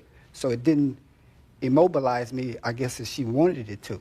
And at that point, I was defending myself, Your Honor. Okay, so you hit her? So I hit her, yeah. Yeah, a few times? Yeah, I hit her a couple of times. A few times. She got a black eye, right? And you hit her where else? I hit her in the face, maybe hit her in the head, and, You hit her pretty good. I think I threw her down. You have any papers from the criminal court? No, but they found me not guilty. I know they did. All right, Miss Hutchinson. First of all, Your Honor, I never did harass him. Just a second. Yes, you did. Just a second. Yes, you did. I have to explain something to you. I'm like a truth machine. Now, nobody has cause to put their hands on anybody else, but don't stand there and tell me that you didn't harass him, because you did. You called his house. You called his house many times. You called his house and spoke to his wife. You called the house and spoke to him. Now, you know that, and I know that. Right? Right. All right. Now, then you did say to him, I'll meet you at the bakery. Right? Right. All right. So he didn't just come up from behind you out of nowhere and beat you up. And you did have pepper spray. Right? Right. Now, Miss Hutchinson, get over him. Do you understand? You pushed this man to the limit. What did you expect him to do? You've been calling and threatening him in his house. Time and time again. You've been calling and threatening his wife. Time and time again. You tell him to meet you so that you can settle it. He's frustrated because the police are not responding. He comes to meet you. And when you see him, you take out pepper spray and you spray him. What did you expect him to do? Say thank you very much? Because it wasn't like that. He kicked me. He came from behind me and he pushed me to the ground and he kicked me with his foot in my face several times. Before or after you sprayed him? It was before he sprayed me, before I sprayed him. And the pepper spray didn't even work. That's not true. It didn't work. That's it not didn't true, work. Ms. Hutchinson, let me explain something to you. This is why your case was dismissed in the criminal court, because you lied. And when you lie, a fact finder, that's me, or in the criminal court, that was the jury, they don't know what to believe and what not to believe. Do you understand? Yes. So when you tell one lie, I don't know whether the second part of what you're telling me is the truth or a lie. All I know is you say first you told me a story that he came out of nowhere and he assaulted you. And you didn't know why. And you kept shaking your head when you said that, when he was telling me the story about how you were calling and harassing him, you kept shaking your head, no, no, no, that's not true. And it turns out it was true. And you came to that meeting with him that you asked for. So he didn't come out of nowhere. You told him, meet me at the bakery. You just told me that that's what you told him. And you came armed with pepper spray or mace or whatever else it was. What did you expect him to do? He's married. He doesn't want anything to do with you anymore. Leave him alone. Otherwise, you're going to have difficulty with him. He's already had a restraining order against you. I mean, that took time to get. Judge gave him a restraining order against you. You have to leave him alone because you're going to, you know, you can push somebody so far and then they're going to lose it. And then you say, oh, I didn't do anything. But you did. You keep pushing his buttons. You can't do that, Ms. Hutchinson. You're stalking him. There are laws against stalking. There are laws against the kinds of things that you were doing to him and to his wife. And you have to stop it. Judge Judy continues in a moment. You have to stop pushing his buttons, madam, because after a while you push his buttons, you never know where it's going to end up. Real cases, real people. Judge Judy. Tony Glenn says his former girlfriend, Gail Hutchinson, was a fatal attraction who harassed him and his new wife. She's suing him for beating her up, but he claims it was in self-defense. Now, Mr. Glenn, that doesn't excuse the fact that you probably overreacted to what happened when you hit her. You understand that. The pepper spray hit you around here. So you weren't, in fact, at risk of your life at the time. You really hit her pretty badly because she's got a black eye and she has some other bruises on her. You went a little overboard. But I don't think you went overboard, sir, out of any maliciousness. I think that you had just had it. You hadn't, I mean, have you seen her pictures? But Your Honor, she was fighting back. It's not like... I'm sure she was fighting back. She was fighting back. Listen to me. I'm sure as calm, as sweet as she stands here now, I'm sure she was fighting back. Yeah. And I'm not going to award her any money. I am going to dismiss this case just as the criminal court dismissed the case because I think in that case the jury was right. You have to stop pushing his buttons, madam, because after a while you push his buttons, you never know where it's going to end up. Do you understand? That's all. This case is dismissed. What's my Now listen to me. My Let me tell you about your countersuit, sir. Listen to me. You're suing her for the expenses of living together in 1992, when you were living together. I read your countersuit. Mr. Glenn, why are you looking at me with a look of incredulity? You say in your answer, listen to me, sir. You say in your answer that you lived together and you paid all the bills in 1992 and she was supposed to pay you rent. We are now in 1997, right? That's correct. Just a second. Did you ever sue her before for the money that she owed you? Well, that you say? But I had to pay it back, though. Mr. Glenn, listen to me carefully, sir. Yes, ma'am. This happened in 1992, right? That's true. Did you ever sue her before? No, I didn't sue her before. Good. Right. Now, you're also requesting money that you had to pay for a lawyer. Right? Of course. I mean, and just shh. Where is the bill for the lawyer? Here it is. Let me see it. I mean, let me see the bill. Mr. Glenn, what I'm telling you is you're not totally blameless in this whole thing, sir, because you really shouldn't have gone down to the bakery to meet her. I've done everything in my power to try and, deal with her. Sir. Mr. Glenn, you can stand there and you can stamp your feet all you like. What I'm telling you is... Your Honor,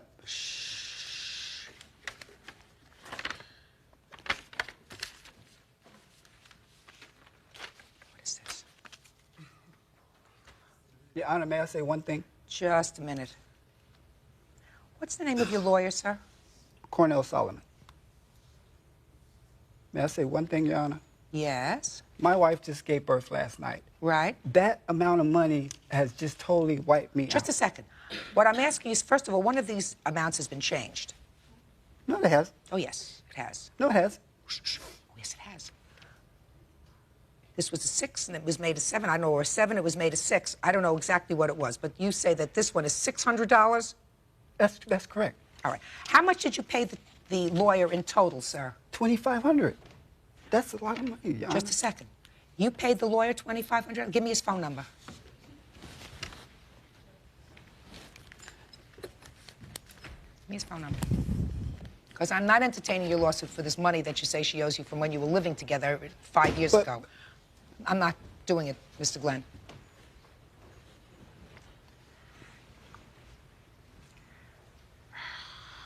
Okay. Just give me a minute, please. Judge Judy continues in a moment.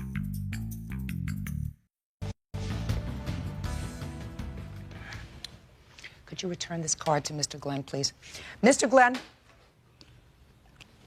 first of all, let me tell you, I like your lawyer. And I think that he probably did a very good job for you. You did, in fact, give him an initial retainer of $750. He charged you $500 a day for each day of the trial. You still owe him $750, right? That's true. Okay. But you're going to pay him, aren't you? Of course. I got to. Very good. And I believe, Mr. Glenn, that you are... Do you work, sir? Yes. What kind of work do you do? Janitorial. You live in the apartment where you're the janitor? No. I work at a separate community, child care. Okay. How long have you been working for this company? 5 years. How much money do you earn? About $1,400. $1,400 a month. A month? And what about your wife, sir? She isn't working at this time. She just had a baby last night. Is that your first baby? Yes. Yes. Her first baby? Yes. Boy or a girl? Boy. How big? He was 5 pounds, 13 ounces. Little boy. I'm giving you your legal fees, sir. Appreciate Judgment in this case is on the counterclaim for the defendant, $2,500. Leave him alone. Parties are excused. You may step out. Judge Judy continues in a moment. And on the next Judge Judy.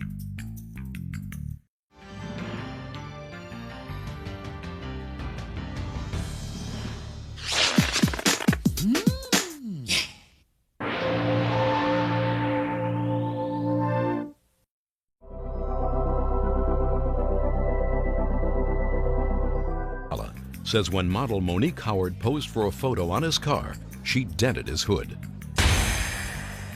Order. All rise. Quiet in the courtroom, please. Ma'am. Judge, this is number 339 on the calendar in the matter of Ayala versus Howard.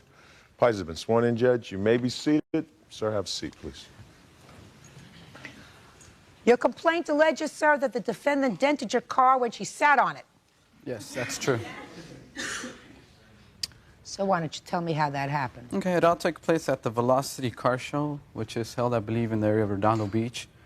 The defendant had asked me earlier that day that she wanted to do a couple photo shots on my car. What kind of car do you have? I have a 97 Volkswagen GTI. Volkswagen. Is that a special kind of car? Well, in that car in particular there's only 500 United States that were brought over from Germany. So you were showing the car at this automobile show. Right. I invested at least $5,000 prior to that date into that car. What do you mean you invested? As far as money for rims and exhaust systems to modify the car. So you have this very special car. You're showing it at an auto show. And what were you doing there? I was asked to go there and do some modeling. Who asked you? The president from the actual car club called Borsic. And how did you two get together? Well, I had a friendly relationship with her prior to this. And the day of the show, she approached me when she arrived and asking me if she could use my car to pose for a photographer that was coming for her own personal use. And I asked her, what kind of posing are you going to do? And she said, well, I have this pose that I sit on top of the hood and I That's not true. Just a second, I'm going to get to you. You have this, she said to you. There's a pose where she gets on top of the hood and she takes a picture and it's a real nice shot. And I said, well, have you ever done this before? And she said, yes, I did. I've done it before, nothing happened, it's a great shot. So she reassured me by doing that, and I was easily convinced to letting her do that. Okay, according to you, you agreed to let her sit on the hood of your car, and you sat there. Well, depending on what the photographer asked us to do, but yeah, I did. Sit on the hood of the car and took a picture. Right, but the photographer asked him repeatedly, about 3 or 4 times, if it was okay. And he agreed to everything, as far as if we were going to actually sit on the car or model around it or whatever we were going to do. How did you sit on the hood of the car? They asked us to actually just sit sideways, kind of facing each other with our feet dangling down on the side of the car, and he took a few But you were the shots of only that. one who sat on No, there was another model. That sat on his car?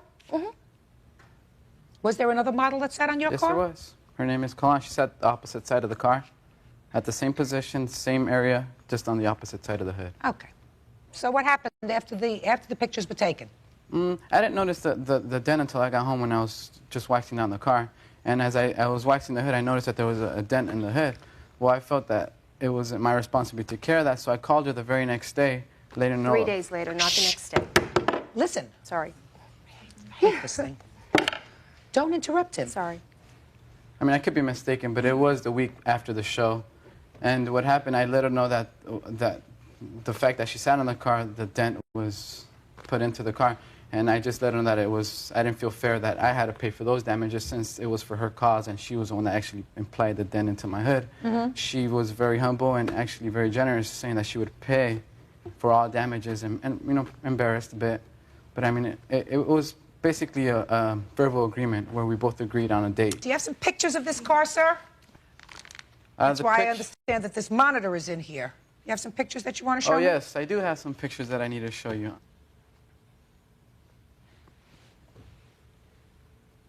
That's the car. Where's the damage? There's a damage. If you see where the light hits, it actually dims down. If I can approach it, I'll show you. I see it now. Is that the side you were sitting on? Yeah, it was. Huh? Okay. All right. And you didn't notice that until a day or so later, is that right? Yes, you're right. How come you have such an expensive car and you didn't notice this terrible dent in the car until a day or so later, sir? Well, actually, I noticed it the same day, but I called her a day or so later. First of all, how much do you say it's going to cost you to fix it, sir? Well, I have an estimate here from the dealer service area that I deal with. They appraised the damage. That's the amount that I'm suing for. $561? Yes. All right. And what's your position? Well, first of all, when we were taking the shots, he stood there and watched the whole shoot and said nothing. He was even suggesting different poses. Basically, to make a long story short, afterwards, I saw him polishing off the car. He did not approach me with any concern about damages. I actually went over there and looked at the car. There wasn't any damages. And it wasn't until actually 3 days later that he called me and told me that there were damages on there. If they had asked him if it was okay, and all of a sudden he's coming back to me 3 days later saying that I made these damages, it would be his responsibility only because the photographer had asked him over and over it was okay if we were to get on the car. Oh, you asked him. You asked him. That was enough. Judge Judy will continue in a moment. She asked you if she could sit on the hood of your car. Right. You're a fool to have said yes. You're a fool. And later today, It's obvious to me that when you move out, you move out. You take your clothes, you take your shoes, you take your hats, and you take your doggone cars, too. real cases, real people. Judge Judy. Carlos Ayala says when car model Monique Howard sat on the hood of his sports car to pose for a photo, she left a dent. Monique says she's not responsible because she had Carlos's permission to sit on the car. Mr. Ayala, Yes. you think that she should be responsible for all these damages Do to I your feel car? that I should be That responsible? she should be. Yes, I do. Well, you're wrong. You want to know why, sir? Yes, I do. If she had sat on your car without your permission, she would be totally responsible for the damage to your car. Right. You are supposed to be an intelligent man. If somebody asked me if they could sit on the hood of my car, and if I said sure, and if they damaged the hood of my car, whose fault would that be? Well, considering the, if I make a statement, Yeah. there's two models that sat on the car. Uh-huh. First of all, the other model did not dent the car, which Yeah, was maybe she was thinner. Which was what she asked me Just for. a second. Maybe she was thinner. Yeah, actually, she was very much thinner. Well, then, sir. Right, but look, I'm not. you use your eyes. Right. You look at one model who's thinner. If my 2-month-old grandchild was on the hood of my car, and if my 9-year-old grandson Casey sat on the hood of my car and I said it was okay, and if Casey damages the hood of my car, that's my fault because he's 9 years old and weighs more than a 2-month-old baby. So if you look at these two women and she's a little heftier, and you tell her it's okay to sit on the hood of your car because you wanted your car in some sort of a magazine, why should she pay for it? That's an incorrect statement there. I didn't ask her to take the shot for my purpose. Doesn't make any difference. Second. She asked you if she could sit on the hood of your car. Right. Well, You're a fool to have said yes. You're a fool. Well, considering that I'm not a weight trainer and I'm not an expert in that field, I wouldn't be able to make a professional... I want to tell you something. I'm not a weight trainer, and I'm not an Exactly. expert in that Well, field, then and you I have- wouldn't let anybody sit on my car. You think that if this guy said to me, Judge, I want to take a picture on the hood of your car. Right. Could I take a picture on the hood of your car? And he sat on the hood of my car, and the hood went to the pavement. that I would say, it's his fault? No, sir. It's my fault, because I was the idiot. Okay. You understand what I'm saying to you? This Well- lady, looking exactly like she did, said, I want to sit on the hood of your brand new, expensive, rimmed car from Germany. From Germany. American And made. you said, sure. And then she sat on your car, and according to you, she dented it, and you think that that's her fault. Not entirely. Dismissed. Parties are excused. Step out. Out the back door to your right, please. And now the next case. Parties on Jackson versus Mitchell. Step forward. 31-year-old student Adam Jackson is suing his former roommate Lorraine Mitchell because she refuses to return his 1985 El Camino. All right, I don't think this is very complicated. Mr. Jackson, you and Miss Mitchell were friends, and for a while you lived in her house. Yes, You lived in her house along with other properties, an old car, correct. and then you moved out of her house. Yes. And you left your, Vehicle on a property. what kind of car was it? It's an 85 Chevy El Camino And where on the property did you leave the car? in her backyard. Were there any other cars in the backyard? No, Just yours. just mine. And how long did you leave it there? I would say from April 97 through November, and it's still there. November this year. And you want your car back? Yes. And you say? And I say, Mr. Jackson, you're more than welcome to have your car back, but I want to be paid $18.50 for storage per day. Why? I checked with several storage companies because if he had had his automobile parked in a garage towing service, he would have paid $18.50. And on top Why of did that, you let him leave the car there to begin with? why did I let him leave the car? Yeah. Because he didn't have any other place to take it. Judge, I called Mr. Jackson on several occasions, over and over and over, repeatedly over, asking him, please come and pick up your car. I asked him over 5 or 6 times. I have the dates written down, and he will testify to that, I'm sure. But, Miss Mitchell, you had no agreement with him that he was going to pay you to store the car. He didn't do the right thing and get the car out of there fast enough. Why? Well, at the time I was going to school, and because I was busy with my schoolwork, and I tried. I tried when I told her I was going to come by to pick up the car. So when I finally sold my car, I had the guy who I sold the car to go by her house to pick it up, and that's when I found out that I was going to have a hard time picking up the car. Yeah, and when was that? When did you sell your car? November 7th. Mm-hmm. And all of a sudden somebody showed up at your property to look at the car? Is that what happened? Well, first of all, a young lady called me over the phone, and she says, hello, I'm Stella. I'm going to be coming over to look at Adam's car. I'm like, huh? Okay. And then the next thing I know, at 8:30 at night, there's a gentleman knocking at my door. I mean, and it's pitch black dark where I live at. And I'm saying, who is this at my door? I'm recovering from a nervous breakdown. He knows I'm ill. Judge Judy, he hasn't even called me to give me the decency to say, Lorraine, someone is going to come over and be looking at the car. Miss Mitchell, how old is he? He's a child. I have no idea. How old are you? 31. Miss Mitchell, you said it. He's an irresponsible child. That's right.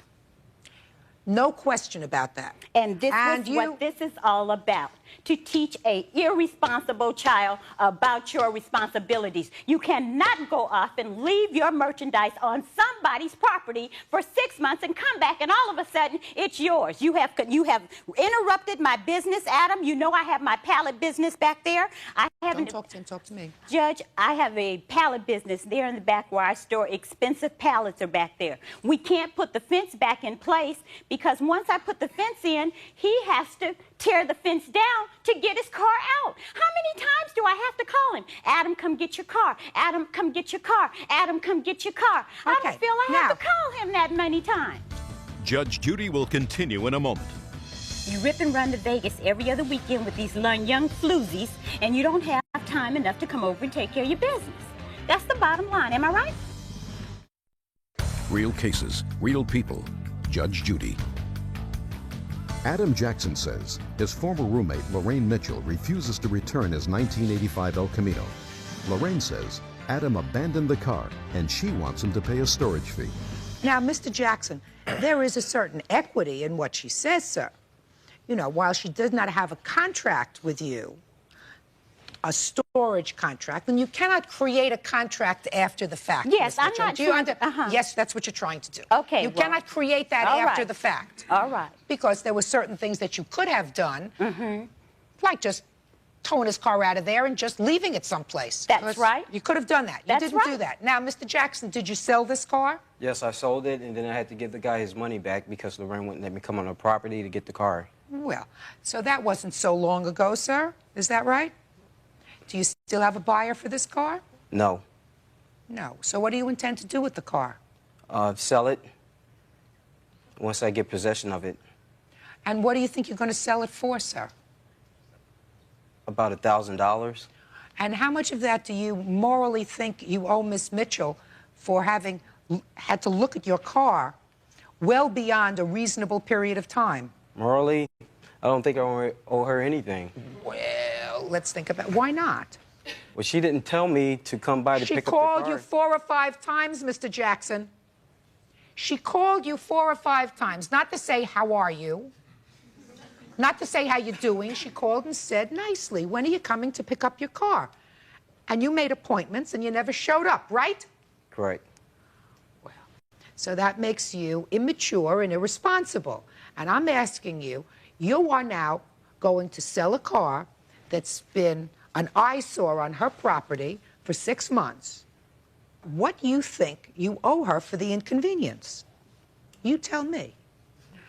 Well, like I said, Your Honor, I don't think I owe her anything because at the time that I stayed in her house, I helped out with her children. I helped them with their schoolwork because she was in the bed all the time. Where's the pink slip for the car? I don't have the pink slip, but I do have the title right here, the registration. You do? Yes. Let me see it.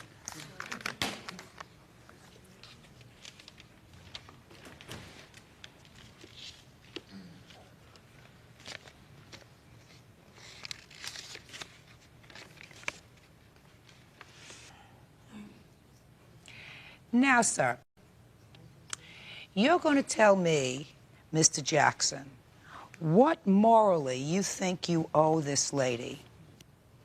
from the maybe $1,000 that you're going to get for this car, the title of which I hold in my hand. Oh, that's a tough one.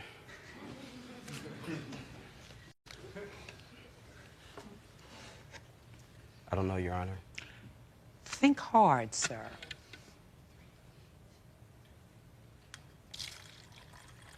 Well, she didn't file a claim with the GM. Think hard, sir. You live in a place where you don't have a place to park your car? Is that right? Correct. So that she was really doing something that helped you, because if you had had to move your car within a week or so after moving out, which was what your original agreement was, right? Well, we didn't have an original agreement. You to begin said, can with I when leave moved my out." car here for a week or so when you left? I don't remember saying that to her. What did he say when he moved out?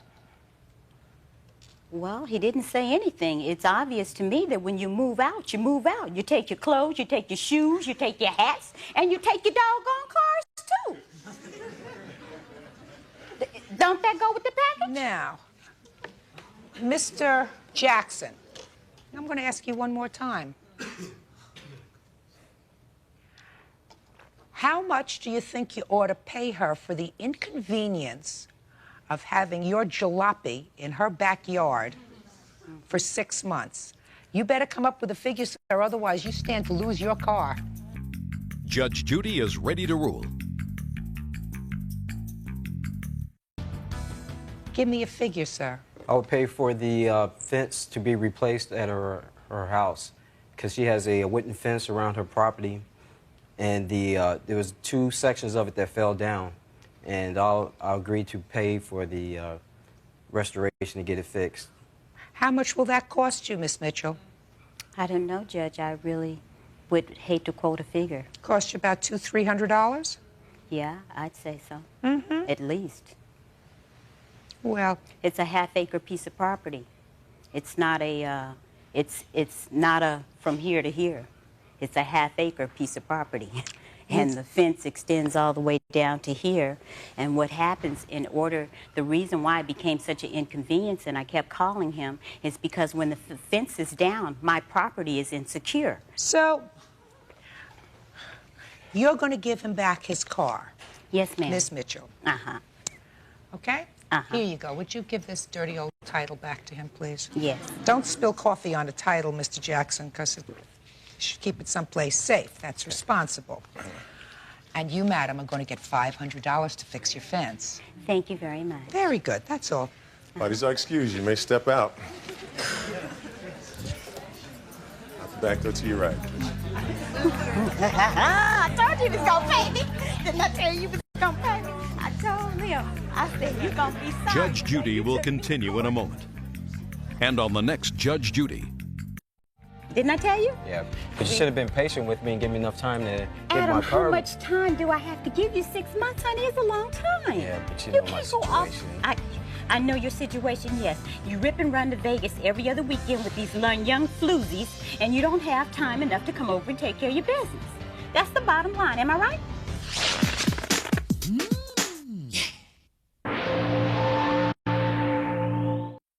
Dean and Dawn Prohl found Clifford Weisheimer and his son Cliff Jr.'s cat. When the Weisheimers came to get their cat, the Prohls claim Dawn was assaulted, breaking her toe. Order. All rise. Quiet in the courtroom, please. Yeah, this is case number 80 on the calendar in the matter of Prohl versus Weisheimer. Parties have been sworn in, Judge. You may be seated, sir. Ladies. This was a very confusing set of papers here, but let me see if I figured it out. You had a cat. Yes. You lost your cat. Correct. Step up here. You found a cat. Yes, ma'am. You didn't know who it belonged to. No. That's correct. You found out months later that these people who live in the same complex that you do Used to, but yes, did at the time. had your cat. Correct. So you go to get the cat, and who are you with? Okay, myself, my son, and his girlfriend went over to get the cat. We identified ourselves outside, and they invited us in. So we all sat around, talked, and petted the cat for about 7 minutes or so. And then I asked them what was the situation with the vet bills. They mentioned that they had some vet bills on the cat. Originally, when we talked to them the first time, the vet bill started out at $200. The last time we talked to them, they went to $1,000. And then the time we were there, we talked to him. He said, "Oh no, the vet bills are $2,000." So basically, I got kind of frustrated, to say the least, and asked them, well, basically, could we have our cat back? So that's why we were there in the first place. Okay, so you discussed these vet bills, and you weren't going to pay the vet bills, which are now up to $2,000. Okay. So tell me slowly what happened. Okay, basically, I believe my son was petting the cat, and I became very frustrated at this point because they said, "You owed us the money, and we're not going to give you the cat back, it's ours." So I kind of lost my composure a little bit, and I raised my voice, and I said, "Well, we want the cat," okay? And at that point, Dawn jumped up and grabbed me, okay? And I did not grab him.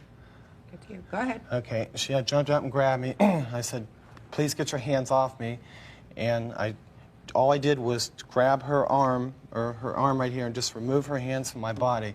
At that point, her husband said, "Get your hands off my wife. Quit touching my wife." I said, "I'm not trying to do anything. Your wife just tell her to get her hands off me."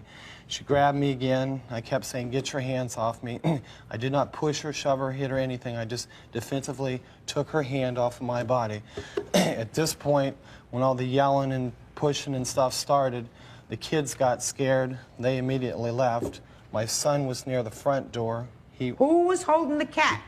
Okay, when we were arguing, my son wasn't holding the cat. I don't know if he was still holding the cat when we started all this violence, because I wasn't, But when your son went to the door, were you holding the cat? No, I was not. Who had the cat? I Yes, set you the were. cat. I set the cat down and I exited the house. So the cat was left in their house? Yes, and it escaped out the door with me. So it ran out the door? Basically, yes.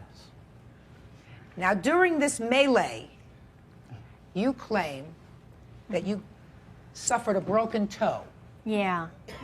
So why don't you tell me how that happened? Well, when he started swearing and shouting up and down that they were going to take the cat back, the girlfriend kind of pushed the son out the door and took off running the other way. Okay, so she wanted out of this situation. Yeah. Very smart. Yes. Yes. And he wanted out. Yeah. The son. But he happened to have the cat in his arms at the time and walked out with the cat. And I mean, I watched him walk down the sidewalk, and as I was trying to get out the door to go after him to get the cat back, the father kind of blocked me, and then my husband came up because he thought that he thought that he was holding on to me But he keep me wasn't. from getting. No. He was just blocking you. Yeah. And what happened? Well, then my husband grabbed him from behind and held on to him. And then in the meantime, I was getting ready to go, but he was standing on my foot, and I couldn't get out the door. And that's Well, when my just a toe was second. broken. So far, he was just blocking you. And then your husband came up and grabbed him. Right.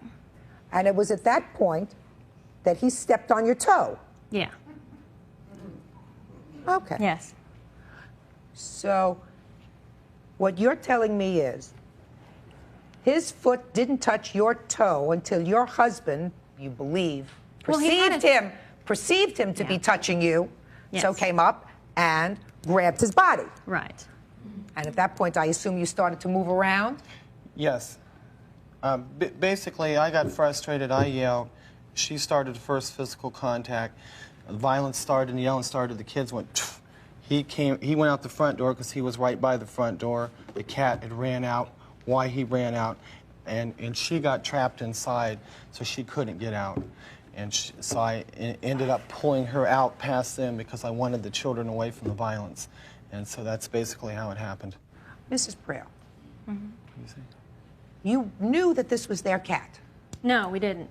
Well, they came over. They had called you several times. I assume the first time that they called, they described the cat. Is that right?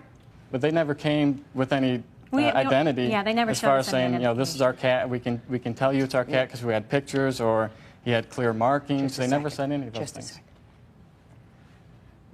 They called you and told you that they lost a cat. Did you say to them, could you bring us over some pictures? Do you have any pictures of the cat that you lost? Did you ever say that to them? Actually, I did. I said at the time when you want to come over and visit, make sure you bring some type of proof of ownership. And at that time, when I was talking to him, I clearly told him how much we had accumulated in vet bills, the records that we've accumulated, and that was in our intention of keeping the cat because we thought he was an abandoned cat. Well, but you thought wrong. Mr. Prale, why would you tell them that these vet bills had reached whatever you told them that they reached, $2,000, if you weren't satisfied that they were the owners of the cat? Because prior to that, the ex-wife had come over and visited the cat, and she was the one who was trying to indicate that it was their cat. But she didn't bring any type of proof either. And then we started talking about how much we've accumulated in vet bills. So his former wife did come over. Correct. And said, this is certainly our cat. Is that right? Mm-hmm. You should have let them take the cat. Well, we didn't know that it was theirs, and we had spent so much money on the cat already. You did that voluntarily. You did that. I mean, it was very nice of you to take in this cat. You could have called the Humane Society. They would have taken the cat. Yeah, we thought about doing that. Well, you could have done that. Yeah. What kind of bills did you have for this cat that totaled $2,000? Actually, it was only $1,000. And Did you ever tell them $2,000? No. No. That's not true, Your Honor. Just a We second. can never get the price straight. You step up here. Tell me your name. My name's Jennifer Davis. Jennifer, were you there when this discussion was going on? Yes, Your Honor. Was there ever any mention of $2,000? Yes, Your Honor. When she was telling how much the vet bills were, she said that they were totaled $2,000. No, I said they totaled almost a No, couple you thousand said dollars. Almost a couple of thousand. Yeah, almost a couple of thousand. A couple is two. Well, the total was $1,500 by the First time you told me everything was done. 1,000. Now you tell me 1,500. Well, the vet bills themselves are $1,000, but we didn't have any supplies. We didn't have, anything to take care of an animal. And up until that point, it had cost us about $500 in things like litter and, food. Because the cat, we thought it was allergic to food, so then we had to buy special food. And, it was just a nightmare trying to take care of the Are you telling me poor that you animal. spent $100 a month on kitty litter? Yeah, it had diarrhea fairly badly. Judge Judy will continue in a moment. You neutered this cat? Yes. He was also very sick. So. You think neutering him made him feel better? No, not I doubt really. that. Real cases, real people. Judge Judy. Dean and Dawn Prawl claim Dawn was assaulted by the Weisheimers when they came to retrieve their lost cat. Mr. and Mrs. Prayer, you should have let them take the cat and not had this altercation inside your house. There are legal ways to take care of it if you feel as if they owe you money for taking care of their cat. And quite frankly, I'm not satisfied that your broken toe, although I'm very sorry that you had a broken toe, was a result of anything that he did intentionally. Now, he may have stepped on your toe, but I'm not finding that that's his fault. In any event, you're suing them for $5,000. Vet bills, pain and suffering, everything else. And there's certainly no way that you're going to get $5,000. You're not going to get anywhere close to that. But they took care of your cat for 3 months, 4 months. Actually, around 6, I think. Okay. Now, how much do you think it would have cost you to take care of this cat for 6 months? Well, to feed it and give it cat litter, I don't know, not too much. What? How much does cat food cost? $10 or litter? Or we bought a sack of... Oh, please, this is not a price club. Let me just take a quick look at the vet records. Apparently he had eaten something as well, and then, so he had to have some kind of surgery to remove plastic stuff out of his stomach. So he was choking that up and throwing it up. And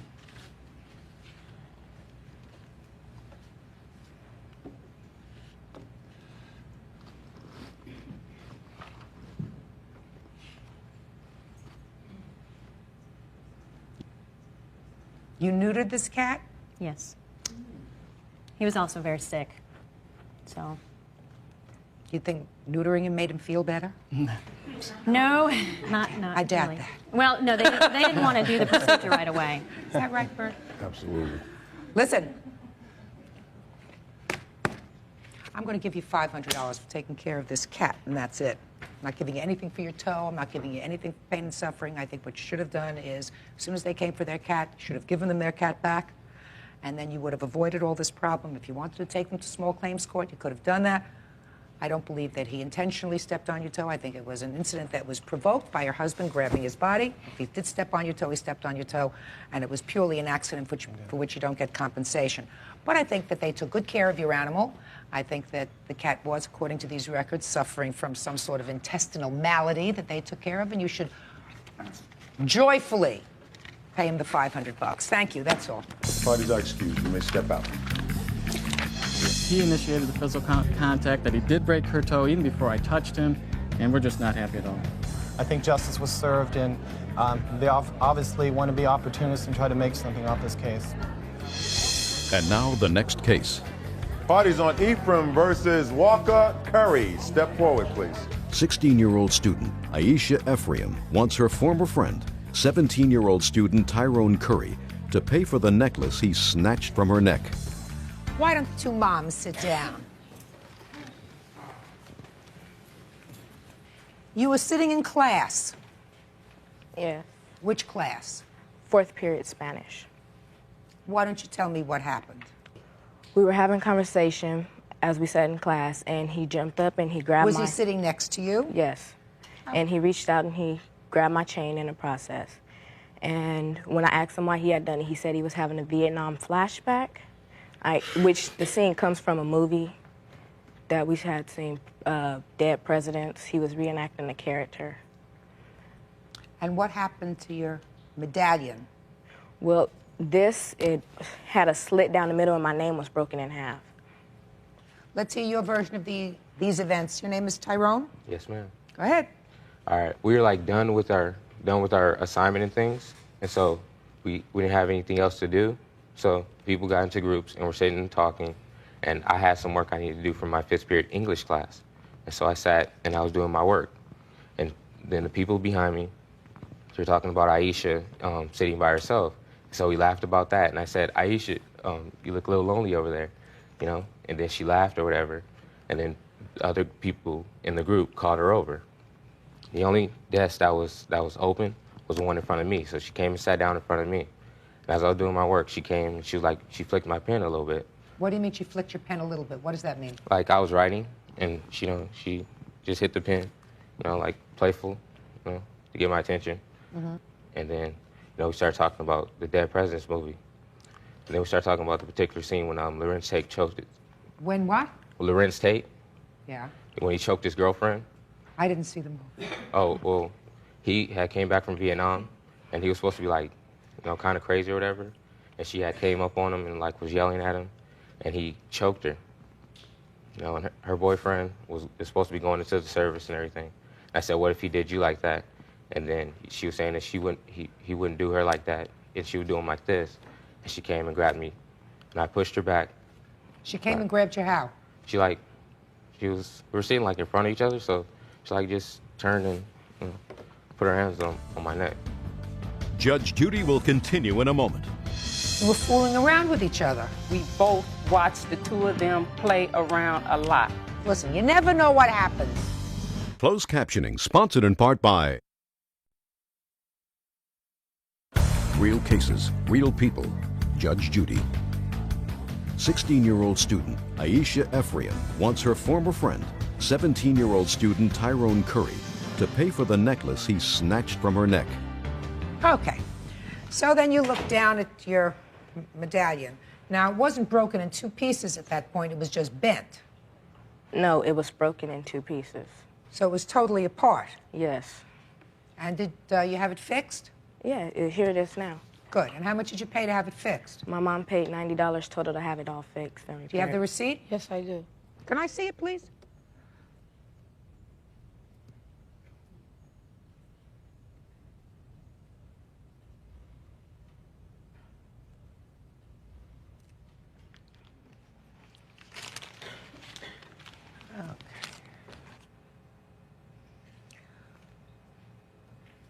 This says exchange gold necklace, 22 inches, cannot repair to customer satisfaction. Yes. Well, what does that mean? No, they couldn't fix it. If they would have fixed it, it would have left a scar. So he let me trade this one in, trade the one I had in that was identical to this one, and paid a difference of $80 or something. Says $80. Okay. And he was able to fix the name. Name cost $10. He just soldered it together. Yes. Okay. So, Tyrone, what do you think? Well, it was like, it wasn't just like it was my fault. Like I just jumped and like tried to take her chain or something. No, You know, nobody's suggesting, sir, that you try to take her chain. You were fooling around with each other. Yeah, and so I think we should have to pay equally, you know, the $90. Can I speak? Sure. Okay, when I originally talked to Mrs. Ephraim, she told me that she had the chain fixed, the medallion fixed and everything, and it was $28. The last that I heard from her, she was supposed to bring me a receipt showing that she had it fixed, and it cost $28 to have fixed. I want to know, how did it jump from $28 to $90 all of a sudden? I never told you it was $28. $28, that's what you stated. And I told you that I thought it was very petty, that I felt that, we went through this the whole summer with the two of them, jumping around, playing with each other, because I'm the director at the Boys and Girls Club, and Aisha was one of my youth workers, along with my son, Tyrone. The whole summer, I supervised them. Mrs. Ephraim even came in, and she stayed some days. We both watched the two of them play around a lot. So I felt, why should Tyrone sit up and pay for some jewelry that both of them were playing around? Let me tell you why. Because sometimes when you play around, nothing happens. True. And sometimes when you play around, something gets damaged. Right. So that you're supposed to be smart. She started to fool around with him, and he says, listen, you never know what happens. Exactly. I'm going to ignore this gal. Right? With Aisha, it's kind of hard to do. Judge Judy will continue in a moment.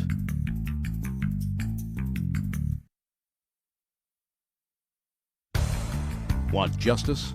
Call 1-888-800-JUDY. Okay. What I'm telling you is he had options. Yes, he did. All right.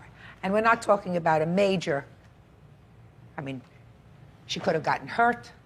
True. Or he could have gotten hurt.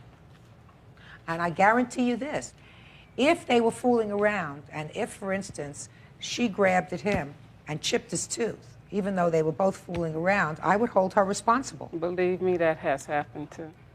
So he's got to pay for the damage. You have a job? No. Huh? No. Get one. Good. It's not a big deal. It's a good lesson. It's going to cost you $90. Judgment for the plaintiff, $90. Thank you. Parties are excused. You may step out. Judge Judy will continue in a moment. And on the next Judge Judy. আপনি খুব সহজে করতে পারেন কিভাবে করবেন কি কিরকম share করবো অবশ্যই ভিডিওটা বলতে দিতে বলবেন না